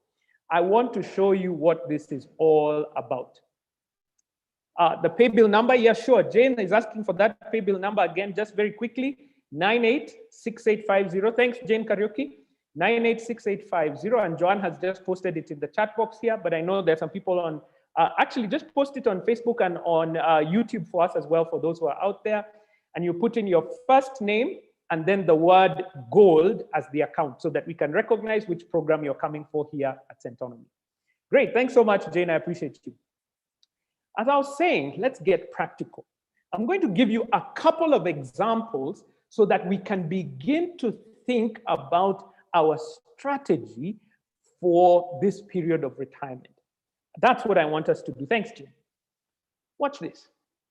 I want you in the chat box to tell me, I can see you're looking at the residential property on the right-hand side there. I can see that you can probably see there's 1, 2, 3, 4, 5, 6, maybe 6 or so rooms, 5 or so rooms in this house. It looks wonderful. In the chat box, type what you think this home would cost. I know, well, it's my dream house. Maybe yours is different. Maybe yours has a pool. Maybe it has more floors. But the one that I've put on the screen that is mine, how much do you think this home would cost today? 6 bedrooms, Rita, 5 million. Oh, no. See, I have described it. It is 6 bedrooms. As you can see, it's quite on a nice space. 6 bedrooms. Unless you're saying $5 million in dollars, not in Kenya shillings. Now we are talking. Stella, I've seen you there, and I've seen Liz, and I've also seen, where's the last one? Stella and Liz, you are in the same ballpark that I am. Thank God for that. I am hoping, God willing, for a house like this that's about 100 million shillings. For those who are outside Kenya, you can convert $1 is about 100 shillings. And so 100 million shillings, about $1 million. This is $1 million house there on the right. I know that right now you can imagine where that house is located, where it is. Wanjiro, yeah, you're right, where it is. And you can imagine the kind of lifestyle that you're living in that house. Wonderful. Now, I wanted to say this, if you can. When you own a home like this, the one on the right-hand side, I want you to think critically before you answer this question in the chat box. What is the financial benefit of living in your own home that looks like this, that's worth $1 million, 100 million shillings? What is the direct financial benefit for living in that house? I want you to think about it real quick. In the chat box, if you can, just respond so that we can be able to see what's going on there. For those who are responding, nothing, you are wrong. You are, you know how teachers say there are no wrong answers. No, it is wrong. There are serious financial benefits for living in that house. And I thank everyone who's coming on. Those who came quickly and said none. No, no, no, there are benefits. There are. Financially, number one. And I love it. You are not paying rent to anybody. So for instance, when you have a budget, and most people do have their own budget, one of the main items that is there usually is an amount that is paid towards a landlord. And that amount is called rent. If you are living in your own house, that amount is canceled from your budget. Isn't that amazing? Very good. So that's one. So you're not paying rent to everybody else. I asked for financial benefit. I love that everybody's giving me the other kind of benefits. Lifestyle, I've seen what is comfort, that you have comfort there. That's right. That's not a financial benefit. It's part, thank you, Edwin. The house itself is part of your net worth. So it has value. That house has value. And we've said it here. That house has value of nearly $1 million, 100 million shillings. Wonderful. So when people assess you from outside, they can say this person is worth 100 million shillings or $1 million because they own this place. Wonderful. Eda has talked about it. She has said, if you have a bit of space outside, and I know people are saying this, you can plant some little, you can have a kitchen garden and eat from that. Excellent. So it saves you on that other side. I love that Alice has talked about unmeasurable benefit in terms of comfort. And you have said one that is really important, that often we consider with a property like this is collateral in case you would like to take a loan to do something else. And those are all financial benefits. Now, when I want everybody to write this down, the central question or the central issue when it comes to planning for your retirement, write it in bold, is this word, income. Write it down, income. And when we say income, I'm being very specific. When I say income, I mean cash. Because generally, before you've taken your retirement, there's a cash flow of some kind. Maybe you're involved directly, let's say, in a job or employment that you have. You've been sitting there, and every month there's a cash flow. And that's what you use to pay your rent, you pay your mortgage, you pay your children's school fees, you pay for the food that you're going to eat. That is cash that is coming in. Excellent. I can see all the responses are, hey. Thank you for everyone. You people, you're the best, because I can see everybody writing income. So what happens is, at the point of the transition into retirement, what was originally considered to be an income, that cash flow, is disrupted. We've done this before, and we were training in a session, and this lady was so honest to us. I still remember it because it was ringing in our minds. You know, people were just, they're talking about that transition into retirement as something that is so serious. And it was very theoretical until she stood up in the room. The lady stood up and said this. Last year, I retired. I am now 61. This was now in 2018. She was saying, I am now 61. Last year I was 60, and so I retired.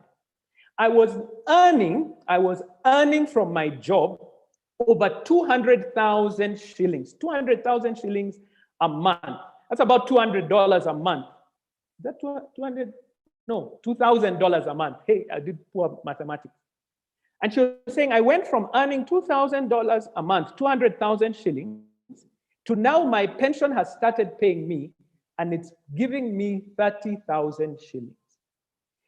So she had been imagining that over this period of time that I'm investing in my pension, and it will take care of me.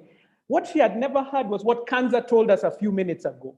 If you are investing 5% of your income, how is it that you expect that at some point that 5% will miraculously multiply and become significantly more than what you need on a regular basis? So this lady was so real, she stood up and said, you people who are young in the room, pay attention. I was earning over 200,000 shillings. Now my pension is paying me 30,000. So when we come into this space called retirement, the central question that you're trying to answer is income. So the pension fund, like what Kanza was talking about, is trying to solve that same problem. So they're saying that pooled amount of money that you have put together, They want to ensure that you have a cash flow, an income to sustain you over time. But will it really sustain you is the question. Will it not just sustain, but will it sustain the lifestyle that you want? You see, that lady had gotten used to a lifestyle of 200,000 shillings a month, and that's what she was comfortable. She enjoyed it. That's why she was working. But now she's in a lifestyle that has been reduced from 200,000 to 30,000 shillings a month. Yes, it's good, it's money. Yes, it can help. But is it where she wanted to be? And so for everybody in this room, I want you to write that down on your own notebook, not just in the chat box here, income. So let's go back to what is on our screen. That house that you own that is worth 100 million shillings, $1 million. How does it put money in your pocket? Let's see. How does it put money, cash, in your pocket? We have addressed it and you're all right. We know how it doesn't take. You've saved on the cash that you could have been giving for rent, you could have been giving for other housing. But my question to you is this in the chat box. How does it put money in your pocket? Anybody got an answer for that? How does it do it? Aha. Now we've started seeing this. And here's the issue. Thank you so much, Stella. Thank you so much, Mary and Ben, for that. If I am living in my own home and I am living there alone, the cash does not actually come in. But here's the thing. So in this moment, you start thinking about this asset, this house, and start saying, you know what? What if I rented a piece of it? And I can see some people giving some ideas, things like Airbnb. I know other people are renting portions of their house, maybe a guest wing on that side, possibly that's coming in. That's where it is. But remember, this is your home. This is your home. And let me tell you this, because we've been training around this issue for long enough. When people have not thought about that transition until they get there, they come into our offices and it becomes problematic because we say, yeah, exactly. You guys have thought about it. You could possibly rent it. You could possibly, rent a portion of it. You could move out, go to a smaller place and rent the entire place. Then the response comes, but this is my home. This is where I live. This is where my children grew up. This is where all these different things happen. And so the person is now having to change their thinking at a time in which there is pressure. And let me tell you this, the worst time to make decisions is when you're under pressure. Because at that point, you're trying to solve a short-term problem and a long-term problem with a short-term solution. I want us to think a bit different. Imagine that instead of owning this house on the right-hand side, I want the right-hand side, which we said is 100 million shillings, about $1 million. What if we had made a similar amount of investment in a rental property on this other side? Look at it. This rental property is worth 100 million shillings, 100 million shillings, $1 million. Let us say that translates into about 10 apartments, each one of them worth 10 million. So my question to you in the chat box real quick, how much would each one of those apartments earn us on a monthly basis? If it's about 10 million shillings, how much would that earn per month? I know those who are in Kenya would be able to quickly answer, and it's just to get an idea, then we can begin to criticize and work through what we're talking about here. How much would they earn us? If it's worth 10 million shillings, I would agree more with Elizabeth. This is Anne and Elizabeth who've gotten it right. About, let's say, 60 to 70,000 shillings, especially in difficult times like this. People have had to adjust their rent. So I want us to do some quick mathematics. Let's say it is about 60,000. Let's go on the lower side, 60,000. And 60,000 is what you're renting 10 of them for. How much would that add up to if you had tenants in each one of them by the grace of God? How much would that add up to in a month? You have 10 apartments, each one of them adding, Doreen, you're the quickest when it comes to the maths. That's 600,000 shillings cash per month. Let's say, because I know you're not going to get 100% occupancy all the time.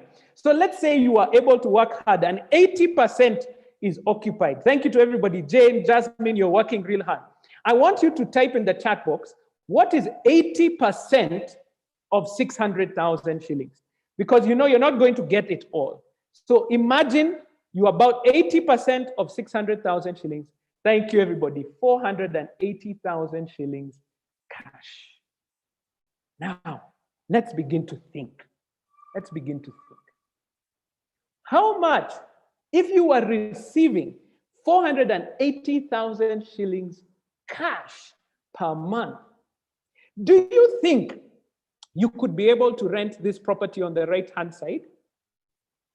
Do you think you could be able to begin to purchase and to build a property like the one on the right-hand side?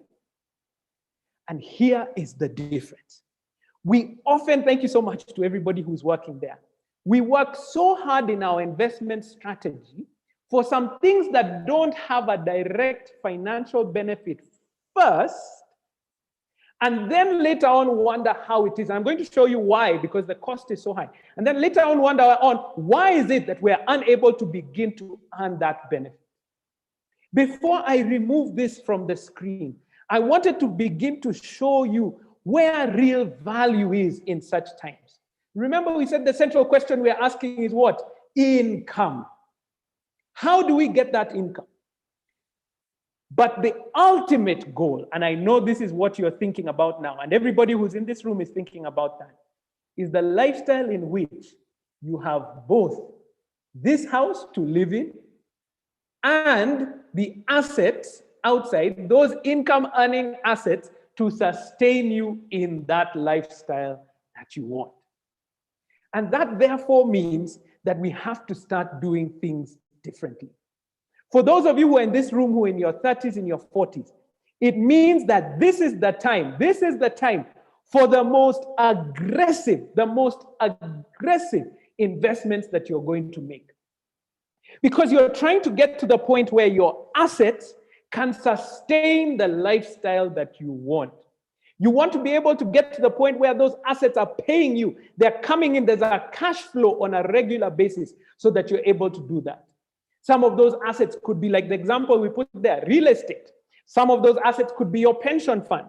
Some of those assets could be a business that you're running. Some of those assets could be government bonds and treasury bills. Some of those the assets could be your share portfolio in businesses, in companies on the stock market from which you get dividends. Some of that portfolio could include your savings in a Sacco. In Kenya, we have what are called Sacco, savings and credit cooperatives, and you're going to hear about an amazing one just now from Nancy Mutugu. We were training at one of the major Saccos here in Kenya, and there's this lady, she's in her 60s now, and she has saved over 30 million shillings in her Sacco. And that Sacco pays a dividend on average of about 10%. So it means every year she's receiving over 3 million shillings from a dividend in her Sacco. But the issue was that she's not receiving that 3 million now just because of what she has done recently. No, it was a progression. It was a building up until that moment when she was able to get there. And so when we're talking about our investments, it is about being as aggressive as possible, as early as possible, because you're going to get to a point where you want those assets to begin to sustain your growth, your daily life through cash, through income. And that's why we have to think now about our strategy. Just so that you can begin to see what that looks like. I want to show you just now, I want to show you right away what that looks like when it comes to some of the decision making that we're going to make. I want to show you what it looks like when you make a decision, for instance, like to take a mortgage, and why it is so important to understand debt and to be able to see what kind of decisions can I make so that this mortgage will get me to where I want. So let's use this as an example here. Let's say you wanted to buy one of those apartments in that block. Imagine, and you're using a mortgage facility to do so. So you'd say one of those apartments in the block that we're doing, and this is a tool that we use in the class. This is called a loan amortization schedule, and we use it so that you can understand what will my loans actually do for me? How do I manage them? How do I overcome them? How do I deal with them? So let's imagine that you took a loan for 10 million shillings for that house, one of those apartments that was there that you saw in the left-hand side. And you took it, let's say you got it at 13%. That's on average what we have here in Kenya. And you took this loan for about 20 years. I want to show you what that looks like. So you took the loan for 20 years, 10 million shillings at 13%. Look at what happens here in terms of your daily living. So that's the amount that's there. Look at the translation now to your life. Or here you will see monthly, you'll be expected to pay about 117,000 shillings per month. And you'll pay that for 240 months. And look at this down here. And this is an important number that everybody needs to begin to understand.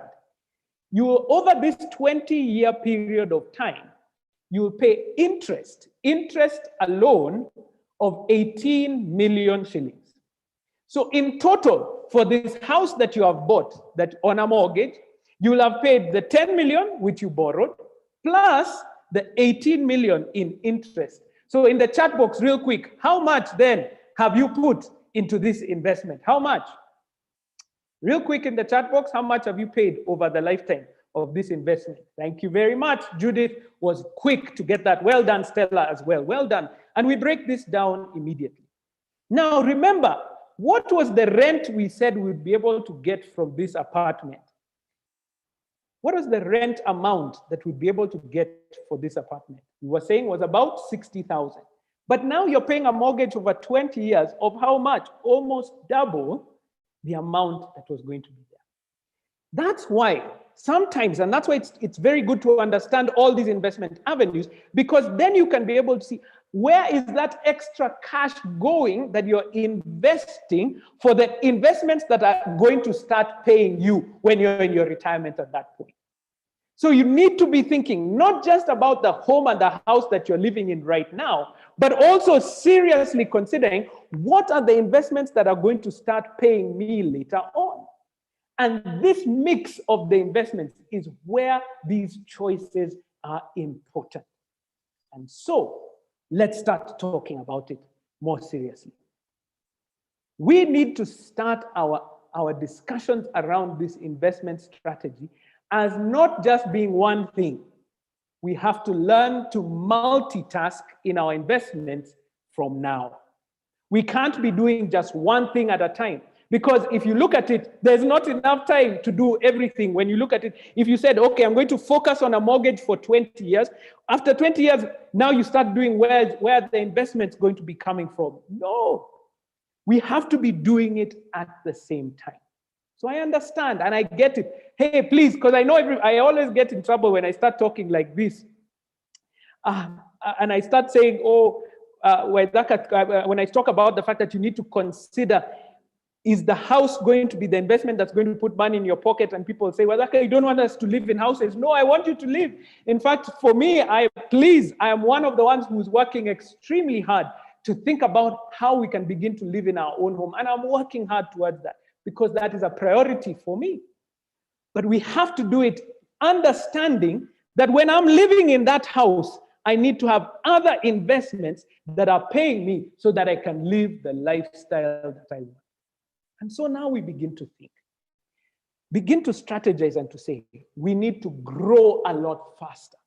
So in your 30s and your 40s, this is the time to aggressively invest. You heard Kanza mention this. It cannot just be about, for instance, the pension contribution and only put that there. She said, you will be putting in your pension contribution, but at the same time, this is the time to be investing seriously in other avenues that are going to grow, especially investing in areas like business through either the stock market or yourself growing a business. This is the time now to actively and significantly ensure that you're growing so that you get to the point that you want. Using other tools like what she described, the unit trusts and mutual funds that are going to grow over time, so that in this 20, 30, 40-year period, you're accumulating wealth from which you will be able now, from those assets, to begin to withdraw. And as you grow, you start, it doesn't all just stay in the same place. As you grow and over time, you're going to be now making choices on where those investments are going to go. As you grow older, you can take the lump sums and be putting them into less risky investments, where now you're able to start drawing down over time. These are the discussions that we need to start having now, when we have the time to build up. This is the issue that we are facing when it comes to our retirement. And therefore, we are building up this investment strategy to help you not just later on, but now. One of the tools that we begin with is what we call, and you saw it in the modules that are there, is what we call a lifestyle audit. Many times we don't even know how much our lifestyle actually costs. And if we don't make the choices now, what is it that is going to make the difference for us later? When you do that lifestyle audit, it is not simply about the cash that you're doing, but even the kind of things that you love to do. Because when you link your passion, and you're going to hear about passion just now from Nancy Mutugu, who's now entered the room here, you're going to begin to see the greatest return coming out of it. But in all these things, in all the discussions we're having here, it is about being purposeful with the decisions that we are making. And so if we're going to begin to invest for that retirement, the time is now. Don't wait until now you're saying, oh, now I'm 50, that's the time now I'm going to think about it. No, when you're in your 30s, when you're in your 40s, this is the time to begin to make those adjustments for the lifestyle that you want. But it takes that investment. It takes that time to begin to think through what it is that you want to achieve. So let's start again. You first describe, what do I want? What are the things that are important to me? What are the things that I want to see? I want my children to have a certain type of education and lifestyle. I want to leave behind, for instance, an inheritance for the next generation. I can see a few people have been talking about that. I want to see the kind of things that are going to build up over time that will help my family. Those beneficiaries that we've been talking about, these are the things that I want to see. So when you've defined it, now you align those goals with investment strategies that are going to get you there. And it will be a mix of the strategies that are there. That strategy that will allow you to begin to say, I'm now saving in this outlet. I am now building from this outlet. I'm now doing this in terms of this goal. And that's what we're here to help you with.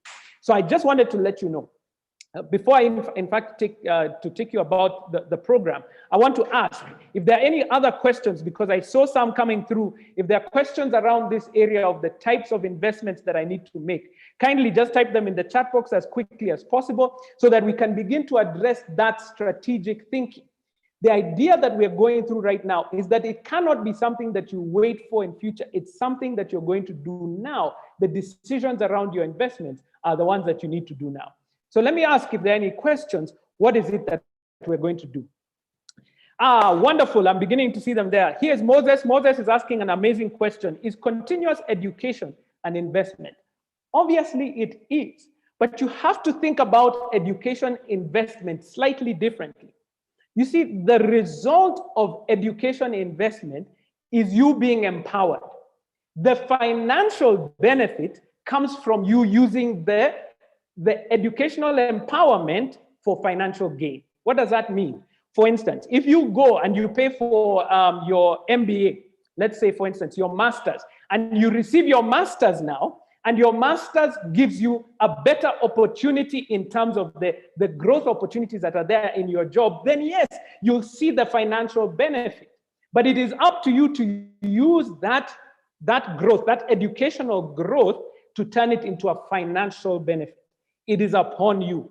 Yes, I've seen many people go even up to PhD, but translating that PhD or that master's into a financial return is upon you. So yes, it is beneficial, but you have to take it to the next level. That's an excellent question, Moses.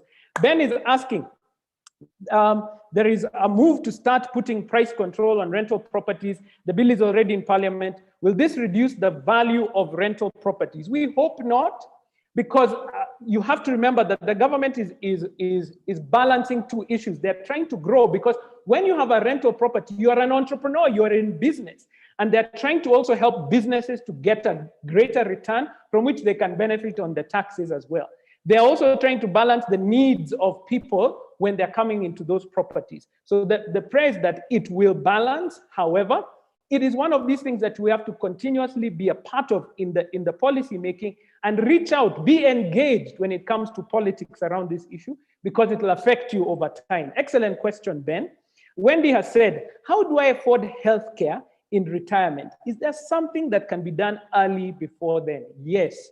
And one of the areas, excellent, Wendy, that often people make a mistake, and we find it coming up later on in life, is that we get used to, especially employees get used to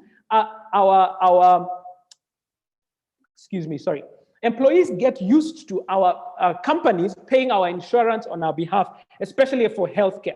Companies become very comfortable, employees become very comfortable with that insurance being paid on their behalf. So one of the things that we discuss is don't stop those annual premiums at all. Let there be no gap, because that insurance, once there's a gap, coming back on board is very difficult and can be very pricey later on in life, Wendy. So the best thing is in advance that you, maybe at the point at which you leave your job or that happens, that you don't stop the premium payment to that company that you have been using. Why? Because it'll be much easier to continue rather than to stop and begin again with those payments, especially later on in life. So to have that healthcare insurance in place is a very important decision that you need to make even as you move forward. I'll take one more question before we have our next guest come to speak to us about her experience in retirement. You don't want to miss this. This one is from Damaris. Thank you so much, Damaris. Can investing in cryptocurrency safe? Can investment in cryptocurrency safe, and can it be banked on to provide tax-free income in years to come? And how can it be used to benefit beneficiaries in case of demise? So there's always interest in new investments that are out there in the world, especially when there's a lot of hype around the growth factor. For instance, I know Bitcoin and Dogecoin over the last couple of months have been on a high. And so when there's a huge amount of understanding around it and people are hearing about it, there's a lot of excitement around it. So what I would say is this: you don't want to put all your eggs in one basket. If you've been hearing what we've been talking about here, we've been talking about a mix or a portfolio investment as the way to go to ensure that you have a safety on your side. Because you don't want all your eggs in real estate, because if there's problems with real estate, if rent becomes an issue, it becomes difficult to manage.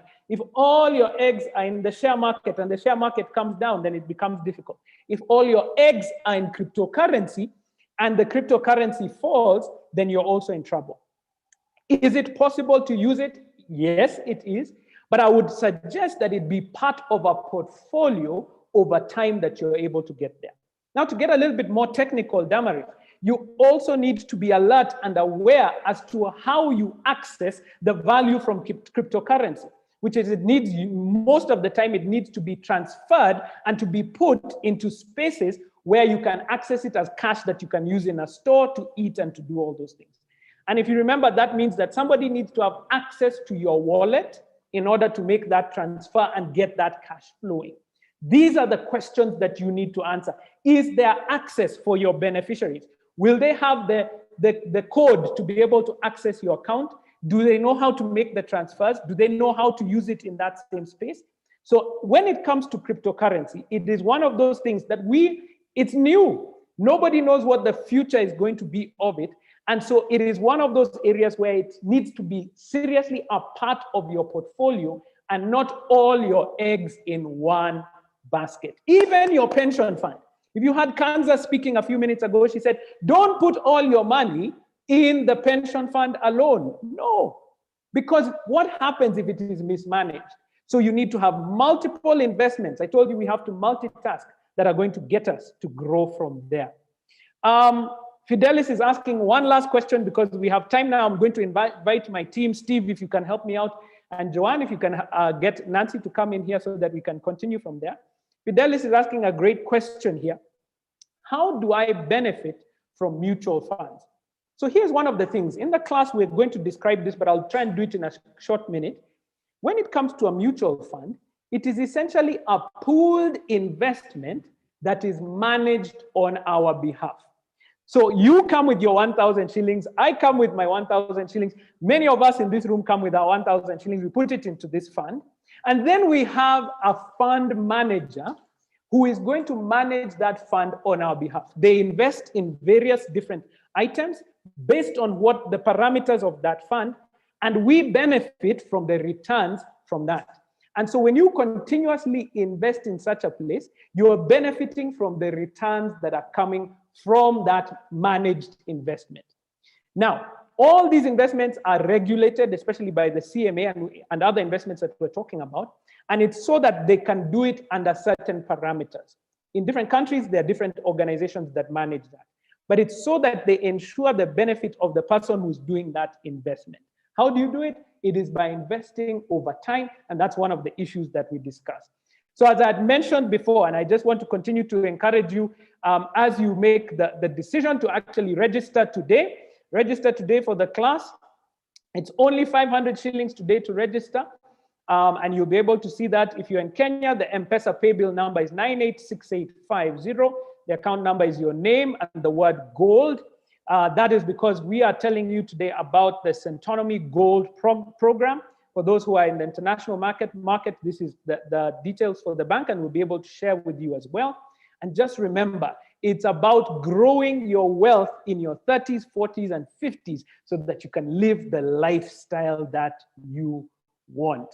We're starting on the 10th of April, so this is the time to register, and it is so great to have you on this place. My pleasure, my joy is to have this amazing lady who's seated right here next to me. We have somebody who has lived this life. When you see her and you talk to all those people who are working around her, I'm so excited to invite Nancy Mutugu. She's the CEO of United Women's Sacco. I'm so happy to see you, that we are able to see her present in this room. She has an amazing story, which is what we're going to listen to. So if you can allow me just 1 second to get onto that screen so that we can see each other. Hi, Nancy, how are you doing? Good to see you. Welcome, welcome, welcome. I just need to confirm that we can be able to hear ourselves on that side. It would be great. Welcome to Centonomy. Thank you. We have been working together for a couple of years now. I have seen your passion for what you're doing right now. And so when we were doing this program on retirement, you were the #1 name that we called.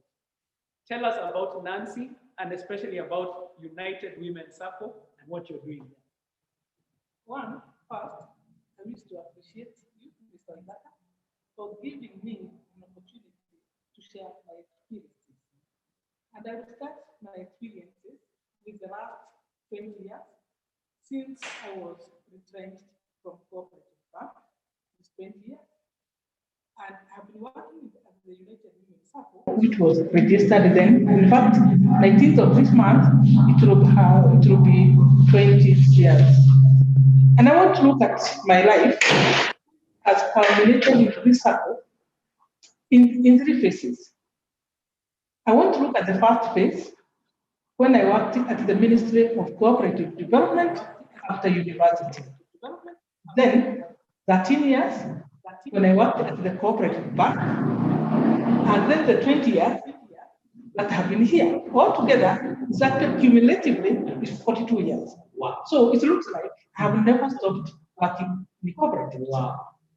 When I was in the ministry, I was an education officer, and I worked diligently, trained cooperatives, supervised them, and got to know how they nurture life to financial stability.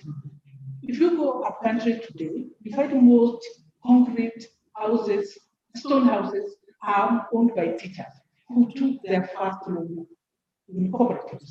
And even now when I meet people, and they say, my first deposit to the house that I really don't agree with owning houses. My first deposit to my house, I took from cooperative. And I said, God, this thing, what about the people who do not have a cooperative where they can take that first deposit?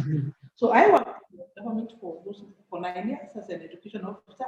And within that time, I also want the audience to know that personally, and I think this is DNA, I have never entertained entitlement. Wow. What do you mean by entitlement? That I deserve that post, I deserve that position, I deserve that office. For those who know me well, I actually remained very low in terms of employment, both in the ministry and in the bank. But it just didn't enter me there's something in me which tells me, live your life. So what did I do when I was in the ministry? Actually, when we were discussing, I didn't tell you things.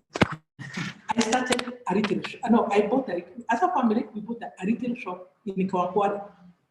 Because what I pictured was growing old and being behind that counter and being in charge of my life. We lasted in that business for about 6 to 7 months because we realized we could not run it where both of us, me and my husband, were employed. So we sold it. We had bought it, we sold it. But I learned something. But you started the business while you were still working. Oh, yes. In the ministry, not even in the bank. Then the next one, when I was still in the ministry, and this one, the people who were tuning know very well, I started making clothes, stitching. I employed somebody, a young lady who knew how to stitch very well, and she was stitching in our dining. And I was not getting people to bring fabrics. I was making sizes. So you come, you try. If it fits, you go. If it doesn't fit, you try another one. We also worked that for quite some time, I think about 2 years. Then I realized it was interfering with family privacy. I teamed up with a friend of mine. We started a shop on Moi Avenue where she was there at full time. It didn't go very well.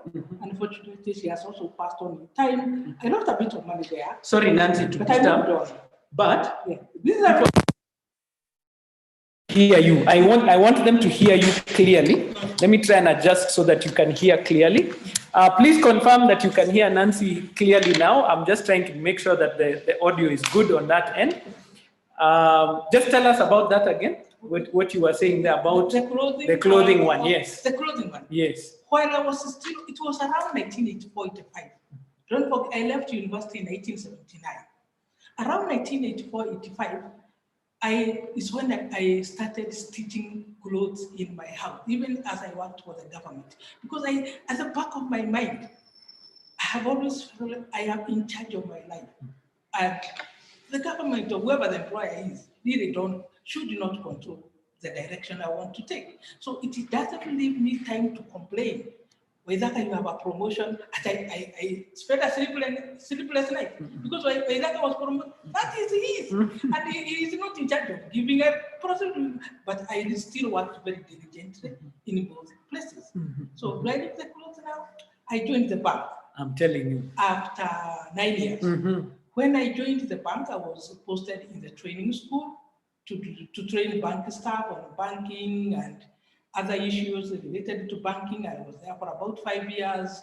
I was posted to the head office, where I stayed for another 4 years before I was taken to altogether 13 years. When I was at the training school and I was training students, yes, I would ask them in the class, please tell me, because employees are always complaining. Yeah. Can you list all the mistakes of the cooperative bank? They would list. Then in the next column, can you list all your mistakes? Because it can't be that the mistake is only one person. It's only the bank. They are okay. I'm not okay. List yours. They were lost for what? Then I tell them, if the bank is so bad and you are so good, what are you doing here? Get out. I think it's okay. But then finally, because you are not writing a letter, style up and work. Because you need the bank more than it needs you. And that is, I have known for being blind. I'm telling you, that's why I called you. I wanted the truth when you come now, here. I have posted to the head office. I'm working on something we were calling banking, that is translating cooperatives which were attached to unions to be independent. We were funded by the Nordic countries. I worked with a lady called Susan something, and another one called Peter Ant. Peter Ant was Swede. During that time, we had a bit of friction between us because they were not seeing the things the way I was saying, but it's still within myself. There's something that agitates me. I started writing articles in the Nation newspaper. Wow. About cooperative management. Because having known what they are capable of doing and having seen how they are messed, I decided, no, I have to educate. I used to write on Tuesdays, and this brought two things. Number one, if I was not working here, I would have engagement. Because just listen, let me tell you this, when I saw the pictures you are giving us, there was a lady there in a white hat, a white dress. Let me tell you, the killer in retirement. When you do pictures, picture the idle people. The people who look at their computer in a club the whole day because they have nothing to do. That's a killer. Those people will listen to their diseases. They will complain about their children. They will complain about their wives because an idle man, nature abhors vacuum. It's a vacuum. You may have all the money in the bank, the one you are talking about. Now I want you to look at retirement differently. And challenging, not just engaging, challenging and engagement is the ultimate winner. Because you are engaged. You have no time to idle. You actually don't even get sick. I haven't been sick. We have never been sick. Thank God. I haven't been sick. And I'm over 70. I'm 72 this year. I've been healthy, except when I was having children. I've not been to anybody's hospital. But the thing is, you engage your mind, also helping somebody else. When you have these places, I was helping. When I was writing when I was in the bank around 1996, I wrote a few articles. But then I ended up in the managing director's office. I think they were not going well with the owners of cooperative bank. So I was not told, but I assume they must have made a delegation because I was going to choose between my work and my writing, obviously. Because at the back of my, I still get worried about me, my next cup of tea. I have never thought about keeping money at the end of the month. I can go and get money. No. A human being by that is made to work. Even the people who play golf, they play golf to plan. They can't just wake up in the morning, take a shower, play golf the whole day, and you are doing nothing. So please, attend to your program, so that we give quality life, not quantity. We have no in charge, but quality life. That people live fulfilled life.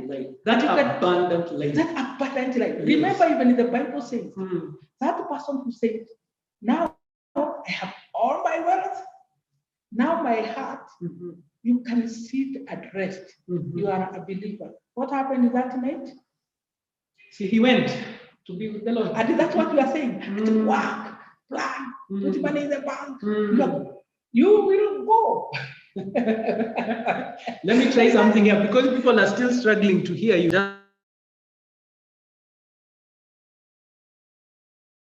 Thank you so much for your patience as we do this.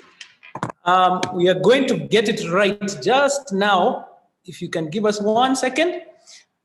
There's some key elements that we're going to look at just now, if you don't mind. And so 1 second as I get us back on the screen. There we go. Because I have a serious question for you, Nancy. I have a very serious question. You mentioned it in passing, but I want people to hear the truth. You received a letter from the bank. Were you expecting it? You have come to something else. When I was at the Steamer Plaza, I get this letter on a yellow pad. The managing director always wrote on that yellow pad. I was being invited to a seminar. And I told the manager, this is great. I'm invited to a seminar. Remember, I had worked with him at the cooperative ministry. So I knew him well. So when I go to the training, and I come to learn that we are being told to plan for our retirement. Let me tell you, Waithaka, I hated myself for being in that room. I said, why wasn't I given a choice whether to come for this seminar or not? Why be put with these people? When I looked around, I didn't see a person. No, it was the lowest. I felt invaded. I felt somebody has invaded my privacy. I should be given a choice. And throughout the day, then there was a lady there who was saying something like, give me wings to fly, or I can fly. Right where? It was one of the most depressing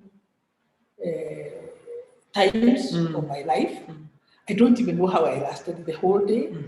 And then we were given an empty pad where you have to write all the things you wish to do. And then when you go home, you show your spouse. So I went home and showed myself, this is the kind of seminar we are in. This is what I have been told to write and to discuss with you. And then he said, oh, no, me, I'm not going to discuss. Here, everybody on their own. Waithaka, I never slept that night. I didn't sleep. I was wondering, why me? I had, the things to put in the back burner. Maybe all the things I was trying to do, I was putting retirement at the back. I didn't want to think about it. And here I'm slammed. Oh, okay. So the next day, I was quite happy to be late. And along the day, because I was in the branch, we had been called to the court to answer certain, when a fraud or something happens in the bank, you go to court. So I was going to court. I was quite happy to go to court. So that I'm not in that seminar that day. And it was 2.5 days. So the last day I went, and I don't think I remember how it ended, but I remember I was not happy. No, I was not. Stand there, Steve. You are not happy. I was not happy. If you can stand there, Steve, so that the mic is close. Yeah. There you go. I was not happy. No. Because I felt, okay, maybe these days people talk a lot more about retirement than those days. But I felt I should have been given an opportunity to say, do I want it to be trained? Do I not want it to be trained? Yeah. But you are just invited. Yeah. And then you find even the people where you cannot communicate. And even I hate the word retirement, even now. I think we should change that word to change of job. Tired. Retirement, tired. I'm tired. That also works negatively on your mind. You are tired. Waithaka, I hated it. But so you are in this tough position. It is not what you had expected. Yes. But now there is an opportunity. This Sacco thing has been burning in your heart. How did you start that issue? No, I want to correct a little bit. This Sacco was an organization that was never meant to be. People don't like me to hear me saying that, but that's the truth. What happened when I was posted to Steamer Plaza? Now looking back, I was being weeded out. But I didn't know. When I was posted to Steamer Plaza, which was a new branch, surrounded by Asian residential houses, I was given 2 roles: to grow individual customer account holders and to give loans. Now, can you imagine in that kind of people who know Ghana today, even today, it is still surrounded mainly by Asian residential houses. So the good side is I got a wonderful manager, Rose Wambua. Rose Wambua is she's still much younger than me, almost by 10 years. She was told by, will this woman agree to sign for you? Remember I told you earlier, me, I was always very low. Yes. In fact, throughout my 13 years in the bank, I got one single promotion from a supervisor to the lowest manager. And I remained like that. Wow. But it didn't get into my heart at all. So I'm at Steamer Plaza. I'm working with Rose. And every morning we would get ourselves on the feet to go looking for clients. We would segregate them. Today we go to hotels or restaurants around Another day we will go to petrol stations, but predominantly because that was my work, Rose had other jobs. I also made my programs on who I will say on a daily basis. I remember one incident, I went to Aga Khan Hospital, the private wing, and I met this doctor. Oh, I would line up like a patient.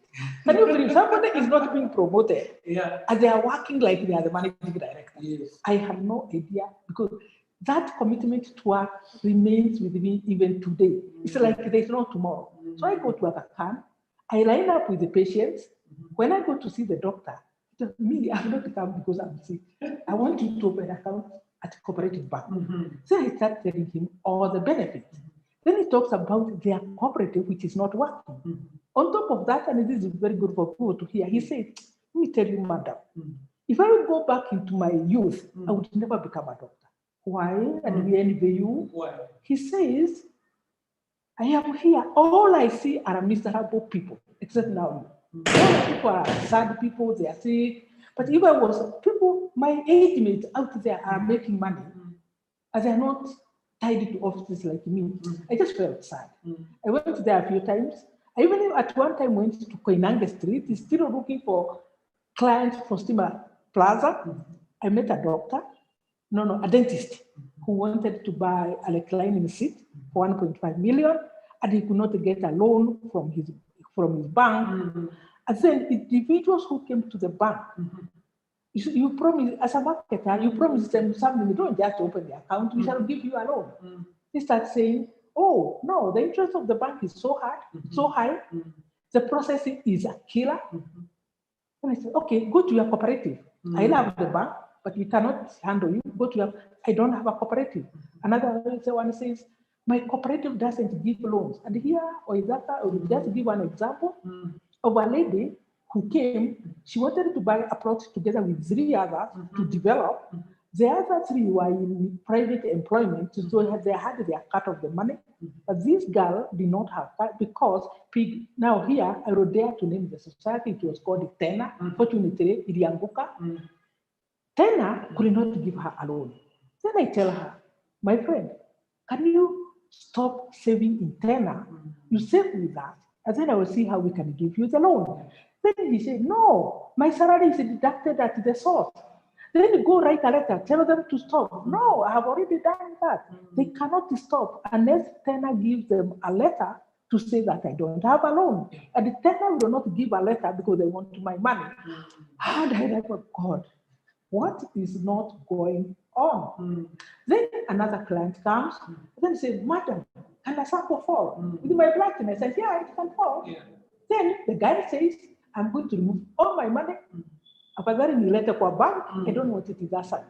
2 weeks later, we see 5 committee members in the branch with an open check of 500,000. Wow. They are withdrawing cash. Sure enough, you know that money is not going further than those 5. So you saw a gap. I saw there was something that could I saw a gap, and then I know at an opportunity, not for me, for the bank.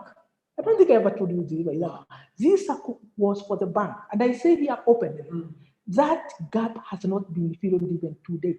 Because what I was saying was a cooperative bank coming up with a mega Sacco, which is taking all the Mukosa Kabira, Mukosa Kabira. Yes. Because those who didn't have a place to fit. Not even that. Some even had stopped saving because Saccos are managed by clerks. As they want to save a lot of money. As they give, they feel jittery. Others from January to March are giving loans for school fees. They have a project. So they have stopped saving. So me, I saw an opportunity for cooperative bank. And I say, when I sit here, it is still there. Because as a cooperative bank, really, there should be that subsidiary. Maybe they can call it CSR. So when they didn't take that opportunity, what did you do? Every day, the justification for that product grew by the day. So I decided, Bapama, imekata kukufa, and I'm going to sell it outside.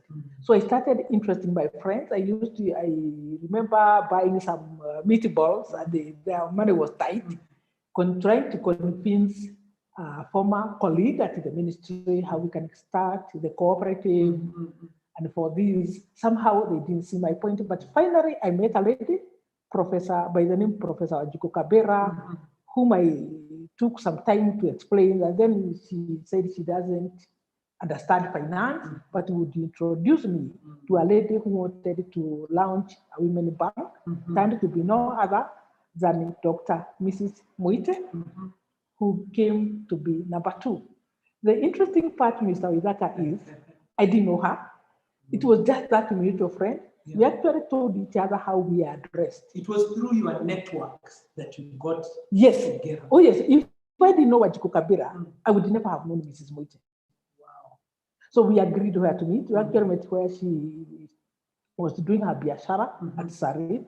We told each other how we are dressed. We met, we had a cup of tea, I explained, and I gave the paper to go and read.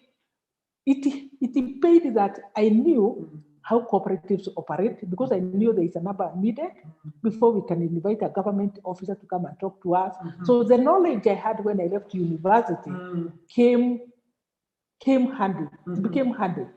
I also would tell anybody who cares, please be good to the people you work with, the people you meet, because you don't know. When I went to the ministry, number one, they were not ready. They don't, even now, they are very reluctant to register a cooperative without a common bond. Here I am, wanting to register a cooperative and no common bond. But they said one thing, if it's Nancy, at least we know the money will not be stolen. Wow. And those colleagues... You had built a reputation. Yes, sir. Yeah. A reputation for bluntness, hard work, and no weird to anybody. Yes. That's what I built there, and even in cooperative bank. At the cooperative bank, one of the people who joined the Sacco in the early stages, her name was Beatrice Karaoke, she became number 34. So I would always tell people, listen, member 34 is a director at cooperative bank, and she's a member. You don't know me, these people know me. And if they are joining me, say kuna kitu. Then one of the ladies who used to be our secretary when I was working for the Nordic project, called Helen Owuya, came to learn about it. She wanted to join. So what did I do? I took Helen actually for tea, and I remember buying her soup. I told Helen, you come from that side. I don't want you to join. I want to persuade you not, because I don't want you, your people, to think this Kikuyu of Kapete is going to fill your back. And then Helen laughed. At the end of it, I was waiting for you to finish, because I'm joining. So Helen joined us in 2004, and I became her guarantor. Even today, if she's listening somewhere, she knows I'm still her guarantor. Nancy, we don't have a lot of time. Yes. You have shown us up. You've built until now. You have done an excellent job at this Sacco, and many people know about the work you've done there.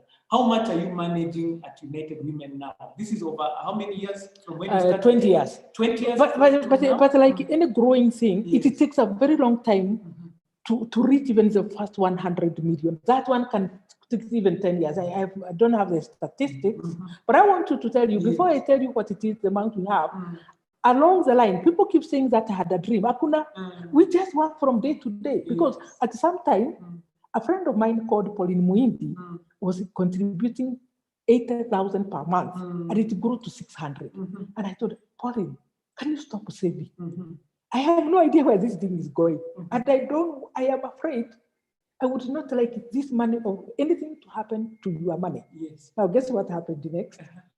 She bought a house she wanted to buy. I had stopped her saving. So she comes to me, I have found this house. You know what I did? What? I took a loan. To boost her savings. So that to apply, to be able to get the money she needed to buy a house. They were being sold. Somebody had dropped from NSSF bill those houses, and she had to buy it cash. So I took a loan. I gave Pauline to boost her savings to buy the house, and then give me back, and that's what happened. So I did not. The people make their own projections. Some people even have imagined how ambitious I am. The people who have worked me know otherwise. But I do have one trait: fear. Fear of offending people, especially now when I have people's money. Can I tell you truthfully? It does give me sleepless nights. Because for 20 years, I have not taken any formal leave. And I am happy Because how do you sleep for when people have entrusted you with their money? Wow. How? You can't. I've done a lot of things in the But process. this is why I call this here. Because this is 20 years after what people would think now you would be retired. Now, People would think they are sitting now at home. Let This me is tell you, 20 years. inactivity is a killer. Yeah. Forget that white dress I saw. When you lie in the beach, you listen to your body. Yeah. I told you, next time you are taking clips, that is 1%. Yeah. Take the 90% who are miserable. Yeah. Then it will probably make us wake up Yes. to the idleness, to that make believe world, the heaven on earth. Life is hard. Life is hard. No, we have over 3 billion. Wow. We have over 3 billion. Yes. Right now, all the time, we have a lot of money, Even now, as I sit here, Yeah. our auditor couldn't believe Yes. when he came to audit. Yes. And we also give people back 10%, kind of guaranteed every year, cash. And we have over As dividend. dividend. Wow. And we have 13 members of staff. We work as a team. Remember, all those years, because, one thing, of course there are gaps, because when I started with Mrs. Moite, for the next 8 years, that is good for people who start business to hear this, we worked without an office. Yeah. Because my training from the auditor who came to us that you eat from the money you make, not in the capital. But because we wanted to prove that we can take care, for 4 years, no office. We were living stationary in our workplace. Yes. And me, I would just be on my briefcase, trying to convince people to join. Wow. For 8 years, we were the two of us, sitting on the same desk. She would sit here, and I sit here, and we are trying to balance accounts from the 8 years, not months. Waithaka, 8 years. And personally, I worked for 12 years without a salary. Wow. And it was not, money has never been my drive, but I have been having the drive of being in charge of my own life. Being in charge. I'm still trying to do, like now, I've been called by coincidence, I've been called by a few papers to start contributing knowledge, and it comes. And for me, money. It's not a big thing. I want to close with this now, because you said it before, and it caught my attention. Nancy, you said you have barely scratched the surface. Yes. And you're in your 70s. When will you scratch the surface? I'm saying, Yes.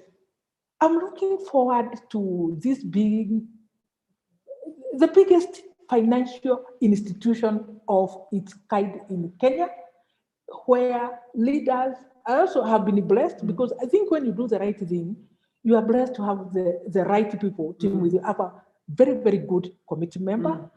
All of us, we may have two small differences, but all of us are focused on the member, on the member empower. Of course, the member includes us. Yes. You have been able to. I told you, I took about 6 years before I could borrow anything, because it was never about me. It was about the member. And all of us because Waithaka, whether you close or not this session, organizations fall or rise because of leadership. I am blessed to have very good, excellent leadership in as far as member benefit is concerned. We are the only institution in this country that gives loans once a week. Even yesterday, I got a call from a friend who said she brought the form on Tuesday, and on Thursday, the money is in her account. Said, what is it? They think it is paper money. Honestly, and we have been able to bring the staff with us. They are also extremely passionate. That one you can find anywhere. And you go to I don't prescribe to this social media thing, but I'm told by the people who come for me to introduce them that they have found the comments in the social media that they only say the woman is very harsh.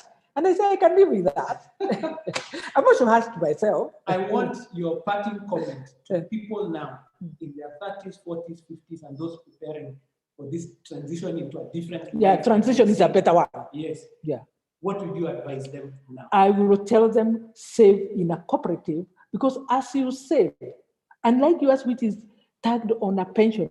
It is this one, I tell, we don't give loans, Waithaka. We give people power to dream, power to see visions, to version their life. And when, as you say, and that's where the teachers are doing very well up country, because when you take a loan of 100,000, you can think about 300.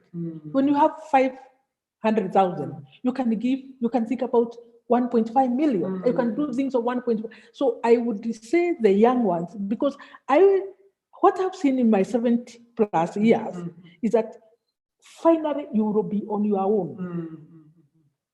Two things. By some form of income, but more importantly, engagement. Challenging engagement.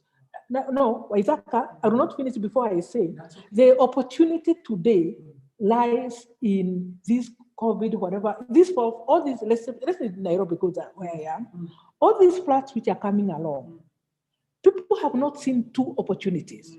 Number one, you have your child on 10th floor, with the house help, whom we have told, you shall not get out. As a human being, that is unnatural. So if somebody could come up, can I truly tell you, there was a time I almost rented a place where there is quick mat on Gong Road. Then a quick mat and somewhere in Kilimani, because I knew the owner of that plot. I almost rented it out to start that house where these house helps, together with these children, will come down and stay there the whole day. They come with their helps, and as long as somebody is taking care, these people who are idle, but you have to be committed. You cannot be sleeping until 9 a.m. when the mama went to work and they are trusting you. The other one is food. Yes. Food. All these apartments also. I have a client who started making food.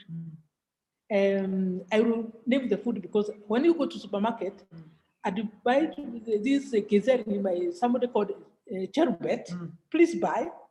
She's our member, and she started this food because of the gap she saw one time when she was late from her work. She was working for government, and looked into her fridge, could not get anything. Finally, she got a small bit of bosho, which was there, and then she started saying, "What about the other people who come to who are late to come to their houses?"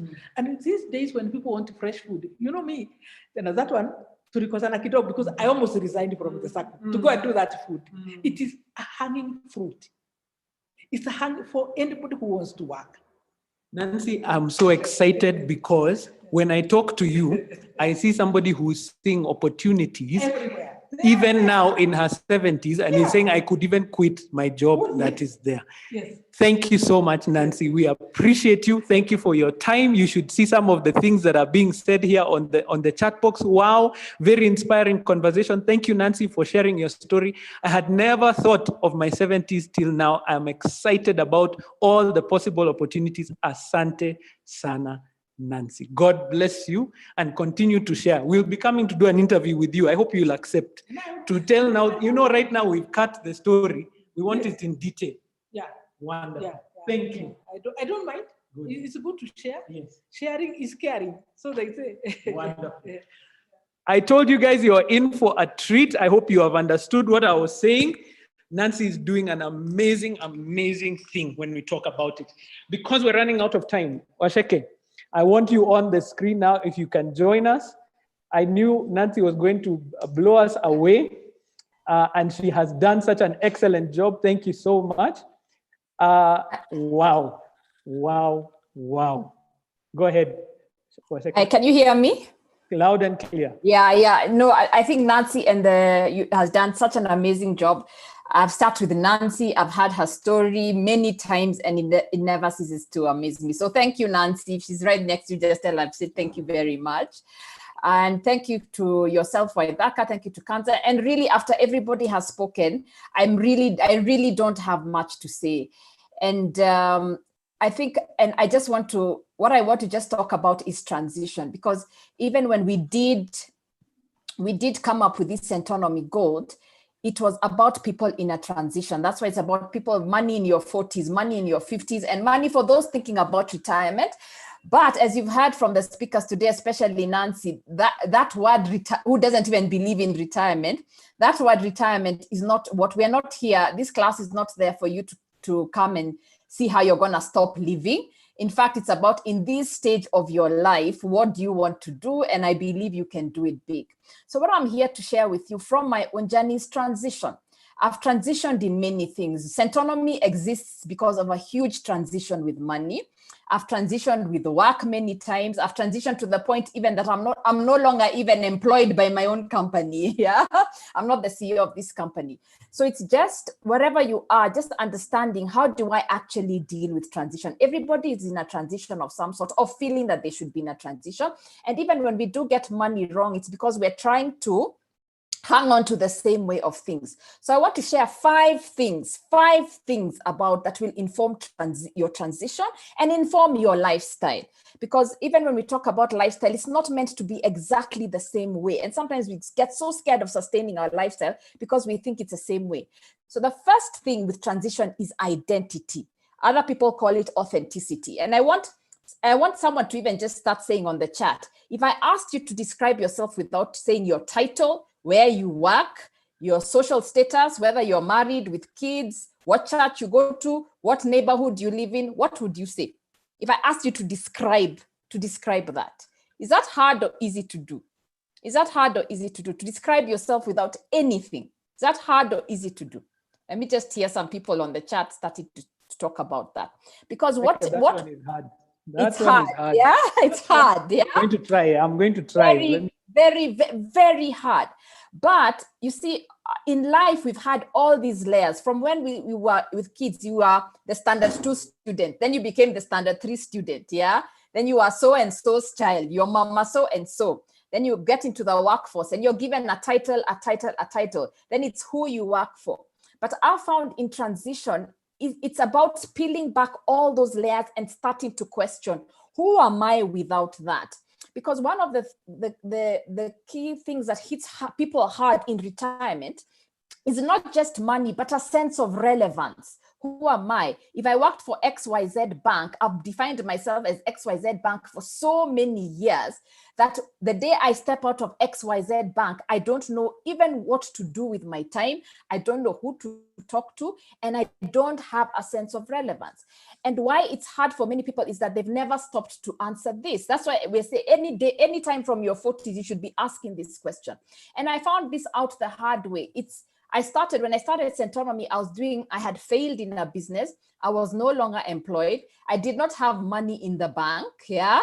So all those things that I used to identify myself with, even my social circles had changed because I was not going where other people were going because I didn't have the money to go there anymore. Then you also start to realize who really are your friends. But in that's when I discovered who I actually am. Without having money is when I discovered financial freedom, because it's very important when you're transitioning to start understanding that your next move or your next step is not going to happen because of money. So I started doing financial planning for people because I had an interest in it, and I started having conversations with people. So if you wonder why Centonomy is so conversation driven, is because it started with conversations, and I would sit with them and started helping them plan their money. Then I realized what I have, what I call myself, which business has gone up and down, has nothing to do with it. It's the fact that I am passionate about this, yeah, and I'm willing to give service to somebody else. So when you understand your identity, you start understanding what can I do with it. Even I've been reading some comments on the chat. Some of you are creative, some of you are analytical, some of you are good at project management, some of you are gardeners, and some of the things you're gonna dig into in transition is those things that nobody has ever told you can do this, or nobody has ever told you it's a good thing. Yeah. When I was very young, I remember disturbing my father to buy me a blackboard because I really liked the concept of teaching. So nobody ever discussed teaching. Ever. But when I started Centonomy, I realized, oh my goodness, so that 10-year-old girl, there was something that was there. So when you're in transitioning, I think it is definitely the time to start asking, what do I really want? Who am I? Remove all those titles. Remove all those titles. God doesn't see you with a title. Who is that? Yeah. So it's the first class in the program is what we go through this, because we understand we can't even get money right, or your investments right, or your next steps right, without you starting to understand who are you. So when I peeled back my layers after years and years of reflecting on this, I was so clear that I'm a student of life, and I believe my message was supposed to become message. So Centonomy is a result of me sharing my message, the mistakes I made. Yeah. But now that I know that I'm a student of life, every time is an opportunity to learn. I've been here since 9 o'clock in the background, just learning, and I've picked up so much. And I spend more time remembering what I've learned, thinking about it and communicating. And you can strip away all the structures, you can strip away all my titles, but I'll still do that. So everybody, you've got to just take some time and think, without everything, who am I? Am I creative? What do you find yourself doing that you feel energetic for? And pay attention to that, because that is a signal for your next step. Don't make the mistake of just trying to go back to what you were doing before, because that's what you know and that is what is comfortable. Just listen to what is your heart calling you to do. When you're asleep at night, what is that thing disturbing you and saying, this is what is meant to be? Because that's what's really authentic about you. And I think when we're transitioning, we're just moving forward, deeper and deeper into an authentic journey. The second one is ditch the poverty support group. And I had Nancy talking about this in some way, about social circles, people who just want to complain, my wife this, my husband this. And I'll say, when you're in a transition, you don't need the poverty support group. And this is what I call the poverty support group. The people who are complaining, the people who are like, oh, but I'm too old. Oh, the economy is bad. Oh, I don't have enough money. Oh, you've never done business, so you can't do it. If you find yourself around people like that, just understand you are in the midst of the poverty support group. If you are here and you happen to be the chair of the poverty support group, I encourage you to resign. Now, and COVID was such a lesson in this, because there's people talking about so many things, but who did you find yourself reaching out to talk to? Who did you make an effort to see? Yeah, there's a gentleman in our last Centonomy Gold class that we did, and he realized that he was so worried about sustaining his lifestyle, but the lifestyle was built around his poverty support group. There was a huge expenses. He's going out and eating and drinking with people who, when he came down to understand what he actually wants to do, those are not the people he wanted to actually spend time with. Yeah. So ditch the poverty support group. It's not about that. The poverty support group is the ones who, when you're trying to make changes, like a lot of you have been realizing, maybe in time I will rent out my house or sell my house so I can do something else with that income. The poverty support group is the ones who tell you, what? How can you sell your house? Yeah, you are so and so. How can you sell your house? Yet you know this is the right decision for you. So even in my book, I've written a book called Making Sense. I talk about Douglas, who that's what he realized was eating his money, being around people who, when he didn't have the money, disappeared. But when we had the money, they were so happy to spend the money. So reflect in this transition. Who do you need? Because transition is a change in everything. It's a change in our money, but it's also a change in how we spend our time. Who do you need to be spending less time with? And who do you need to be spending more time with, and cultivate those relationships? Which leads me to my third point, shed the weight. When it comes to money, we are so scared in retirement about sustaining our lifestyle. And my question to you is, what lifestyle is this that you want to sustain? Was that lifestyle built around a season of your life that is no longer there? Yeah. And I remember in our last class, people, they were working, but they were transitioning out of employment, at least employment that way. But they had built this life, this social life, this company where you're expected to drive a certain car because you have a certain title. There was this life where the employer used to pay for you your phone bills. So what they were very scared about is sustaining that life. So I asked them a couple of questions, and I was like, are you worried about sustaining your lifestyle or sustaining your employer's lifestyle? The lifestyle you are expected to have because of your lifestyle. So the third point, Wambugo, is shed the weight.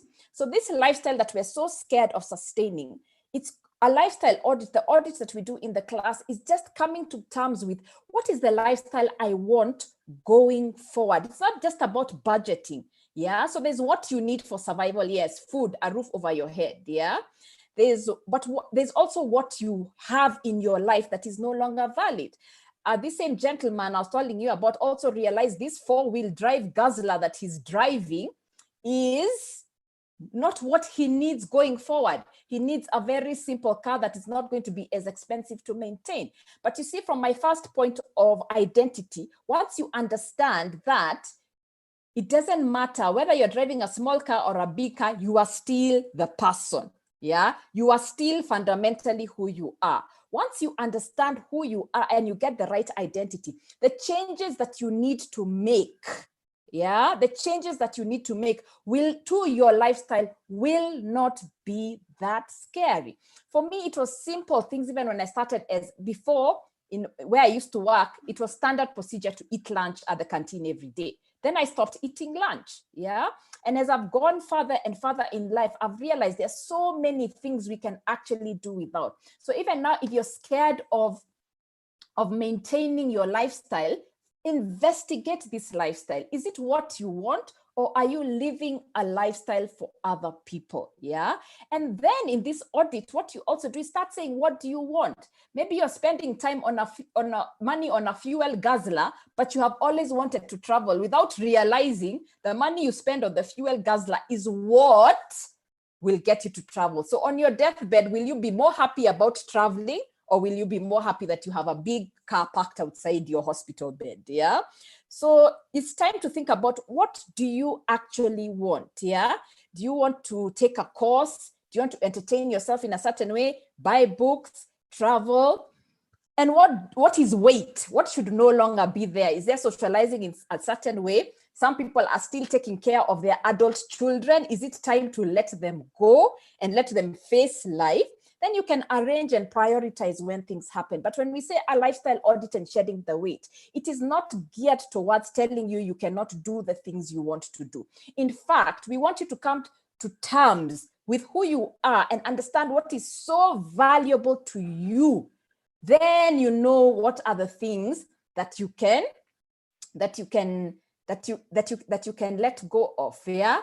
When we started teaching Centonomy, there was even no Netflix then. People used to complain about that. One of the examples we used to give is things like DSTV, that they can actually let go of DSTV and do something else. Now look at that. The cost of DSTV, you can do so many things with it. At the time, it had come to about 10,000 shillings a month. And now it's 120,000 shillings a year. What can you do with 120,000 shillings a year? So it's not about, when you start, I just want you to understand, don't be scared of sustaining your lifestyle.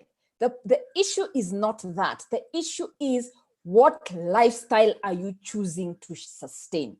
So in the class, when people are like, I used to earn 200,000 shillings, they are so scared of making a transition because they're still thinking in terms of 200,000 shillings. And this is not just retirement. A lot of you are out there who want to make a career change. Yeah. A lot of you are out there who want to go into business. So it's still a transition. A lot of you are out there where you're like, imagine I just want to take a break. Yeah. But you're thinking about your salary as the money you need. Let me tell you, I've gone through this. It is not your salary you need. It is realigning your lifestyle and starting to choose. The power in it is that you start to choose and plan for what you want. In my book, I quote, money in itself is not the life. Yeah. Your salary is not the life. Yeah. What money is a tool for the life you want. So let us, in this journey, in this moment of transition, no matter where we are, figure out the life we want. And then money, opportunities, networks, social circles, all those things will come. Okay. Number 4, if not now, when? I was telling Waithaka yesterday that I have also done, before we came up with this program, I did a lot of work. I went to a lot of retirement talks, yeah, and I wanted to slit my throat, yeah, to put it literally, because a lot of times you hear retirement talks, a lot of churches were having retirement talks. I've even gone for seminars in hotels on retirement, and the way the people were talking was so boring.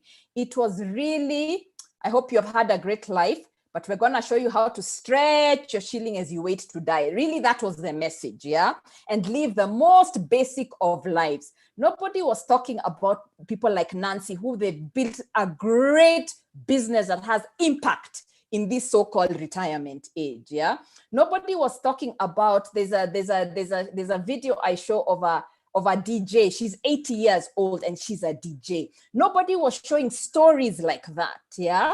So I was thinking, and I'm in my 40s, yeah? And I'm just like, I don't see myself not doing anything at 70. I don't see myself not traveling at 70. I don't see that happening. So nobody was talking about this is the time to really have a great life. Well, I feel at this age you are 40 plus, 50 plus, 60. You have experience, as Kanza was telling you about, yeah? You've learned lessons. You have wisdom. Yeah, it is time to package that together and live a fantastic life. And it is time for all those things you have stopped yourself because, I don't know, money, you have stopped yourself because of time, you have stopped yourself because of what other people think. If there's one weight we need to shed is what other people think, even your children sometimes, even your family sometimes, yeah? If not now, so my fourth point is this, if not now, when? All those things that you hadn't dared to do, if not now, when? Okay, if not now, when? 10 years time. Okay, 10 years time comes with the same mentality. You'll still be saying another 10 years time. So you'll be 90 saying 10 years time, yeah? So if not now, when? And I did that this last year, yeah, despite the circumstances, COVID, resources, minimal, whatever. I lived out a dream of mine and I went and lived in Diani for 1 month. 1 month. I didn't even tell many people I was going. Hardly anybody knew. They just used to see a different background on Zoom. Yeah. But it has been a dream of mine. And I asked if there's anything I'm learning from this pandemic, if not now, when? So that was my version. And when I say lived in Diani for 1 month, please, doing if not now when means changing your mindset. When people think of Diani, they think of hotel, beachfront, paying, I don't know, 15,000 shillings a night. That is not what happened, yeah? It's starting to understand. By the way, I didn't go on holiday. I went to live in a different town, yeah? It's just starting to understand I can get a house, yeah? I did not have a car for 1 full month. My mode of transportation was tuk-tuk and bicycle. So even I'm changing my mindset and understanding the weight we carry around having cars, we actually you won't die without a car. I was like, I did not even miss a car. Instead of TV, we just used to take walks to the ocean. I mean, we didn't have a TV in the house I was staying at, yeah? So it's just really, and in different ways, starting to think about what do I want? Some of you actually, when you look at your house was functional for a certain point in time. You are bringing up children and things. Now your house is not functional. So maybe you want to go live in another town or in a very simple way that brings you joy and allows you to keep your financial resources for the things that ensure you sustain this chosen lifestyle and bring you joy. Some of you have wanted to start a business. Some of you have wanted to go into mentorship. It is time to use that experience. What a 20-year-old doesn't have that a 50-year-old has is experience. And I know we live in a world that has really discounted the value of age, but age comes with experience. And that is your new currency. Packaging that, living authentically, not being worried about who cares, you know. Some of you not worrying about having a baby in the house. That is the freedom. That is the freedom that you'll have to. So we will have to deal with money, but not in a way that stops you from doing what you want, and you're not waiting for anybody to give yourself permission. If not now, when? Give yourself permission.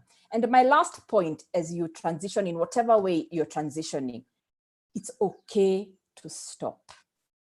It is okay to have moments where you don't know what to do. Because I think with any transition, people leaving what they are familiar with is because the next step is not instantly clear a lot of the time. And even in the last retirement class that we did, people were like, this is the day I'm leaving work. When I get up in the morning the next day, what do I do? Yeah, and there's no answer instantly.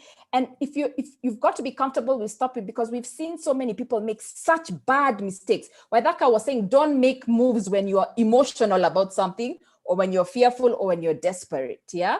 So we find people taking that pension and starting a business that they know nothing about, yeah, or investing in crazy ways, because not only are they trying to make money, but they're trying to give themselves a sense of relevance immediately. They want instant gratification, yeah. So this is what is going to happen, yeah. And this could be, you faced retrenchment, you faced retirement, you are given early retirement, career change, handing over a business. We are programmed to be busy, but busyness does not mean productivity. And that's the mindset change that has to happen in transition. Busyness does not mean productivity. And in this new stage of your life, maybe you don't want that excess 8 to 6 o'clock hours that you are doing. It's just a different way. It is not productivity. It is not purpose. Yeah. So it's okay to have moments in your life when you find you don't know what to do. This is what your emotions are going to tell you. You will feel guilty. You will feel irrelevant. You will feel fearful that your best days are gone, but the feelings are not the truth. Yeah. So in my life, yeah, I've had to stop as well. Yeah. When I was changing businesses for a moment, I had to stop. When I handed over being CEO of the company, there's a moment there. There's been a long moment where I was not clear. What am I doing? Then I realized I have to stop. Otherwise, I'm trying to go back and getting into people's way. Waithaka, I'm so sorry. Thank you for walking this journey with me, even when I got into your way. Yeah. But this stop where you just say, I'm okay for this 1 month not knowing. It has led to my best decisions. It has led to creativity. It has led to me understanding myself better. It has led to a sense of purpose, a sense of fulfillment from within, not externally driven purpose, internally driven purpose, yeah? And nothing else can give you that. It has led to me spending time listening to that inner voice that tells me what the next step is from a very authentic place, not a circumstance-driven next step, but what is really the next step, instead of the noise that is everywhere that distracts you from doing, gets you where you start doing what you actually shouldn't be doing, yeah? So you find new relevance in all this, all the 5 points I'm saying, you find new relevance, yeah? I found new relevance that I realized I'm the person to mentor, not execute anymore. I'm the person to design, not the person to deliver, yeah? I can be very in the background for so many things, but I have a lot of joy because I spent time in my design mind, in my creative mind, yeah? Nobody is clapping for me for that behind the scenes work, yeah? But it's good, yeah? Sometimes people have asked me, where have you been? Where have you been? We don't see you. We don't see you. You used to be on TV. You're not on TV that much, but it's okay because I know what the next step is. I know the bigger impact. This stop has allowed me to say, this is what I've done. Where do I take this now so that it has the bigger impact, yeah? So let me repeat all the 5 points because I know people have been saying what the first point is identity. Who are you without all those titles? Second one is ditch the poverty support group. Third one is shed the weight. Fourth is asking yourself, if not now, when? What are all those things you've been convincing yourself this is not the right time to go after them, to do? Give yourself permission to go where your heart seeks, yeah? And the fifth one is be okay to stop, yeah? Be okay to stop, yeah? So embrace the transition in whatever way your transition is. For some of you, you're putting yourself in transition. Some people throw themselves in transition because they've made a choice. It's not that your employer has let you go, but you're just like, it's time. I can sense it's time to move on. Embrace the transition, whether it's dealing with money in your 40s, money in your 50s, money through retirement, yeah? It's a beautiful thing. It only takes you forward. And we hope we can have a lot of you in the Centonomy Gold program and walk this transition journey with you, where you get to look at everything we've talked today and understand it and make it practical at a deeper level. So thank you very much. Thank you very much, everybody. Thank you for your comments. Yeah.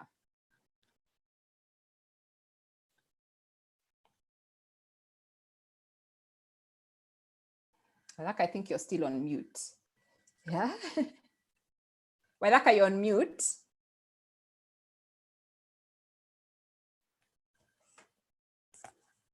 For those of you who are asking about the book, it's called Making Sense. Yeah, you can get it from the bookstop. You can get it from Amazon.com.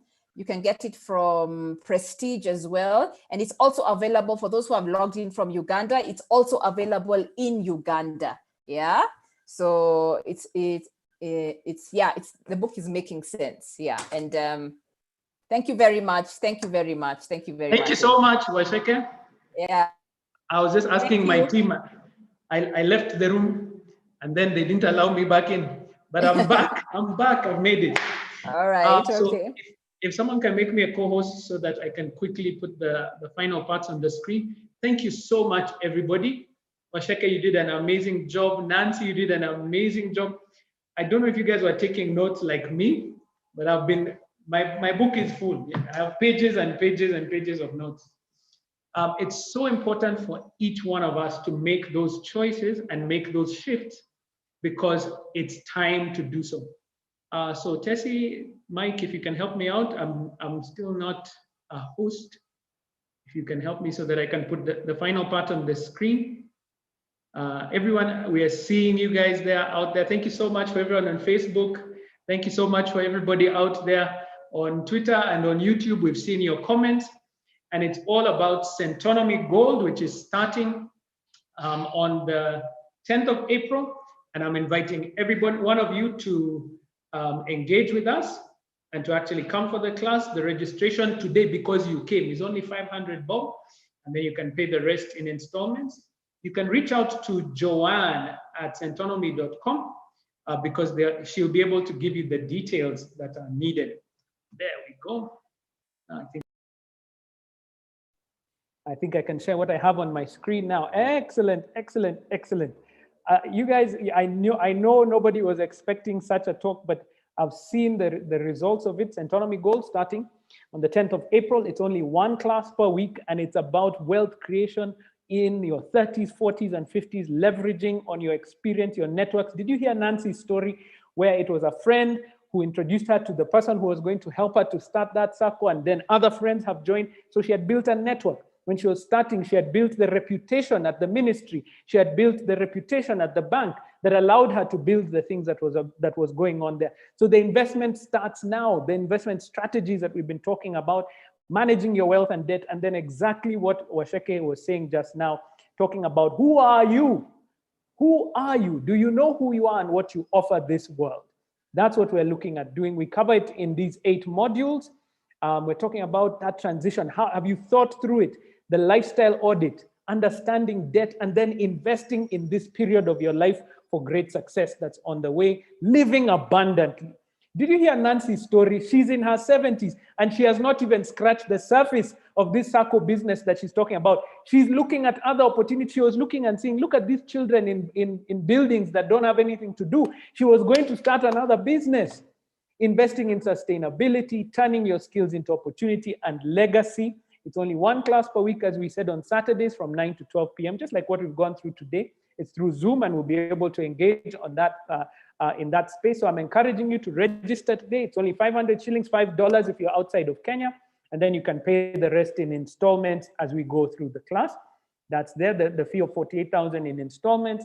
Really an investment that I'm telling you, when you're able to manage your debt the way we're talking about here, that 48,000 will be covered in the first year of coming for this class. You can use the M-Pesa Payable number there. That's 986850. You put your account, the name, and the word gold following it so that we know which classes you're coming for. I'm really enjoying the comments that are coming through. You guys are amazing. And for those who are outside the country, so one more time, M-Pesa Payable 986850. It's only 500 shillings today. Put your name and the word gold. Only 500 shillings because you're here on this webinar. You've given us your time this morning. Well, whatever time it is, wherever you are in the world. And for those who are the international students or outside of Kenya, those are the details in which you can be able to reach us on. This is going to be a journey that will change your life. The changes and the ideas that you make now will make the difference for your future. Thank you so much to everybody. You've given us an amazing day. We're just about 12 minutes over time, which is really good for us. We've done so well today. May God bless you all. See you in class. And if you have a friend or a relative who missed out on what we've done today, Do share with them. The link will now be available. This entire talk will be available on YouTube and on Facebook. Just search for Centonomy and you'll find us on YouTube and Facebook. You can also check out our website, centonomy.com. We really appreciate you all. God bless you. Have a wonderful weekend. See you on the 10th of April.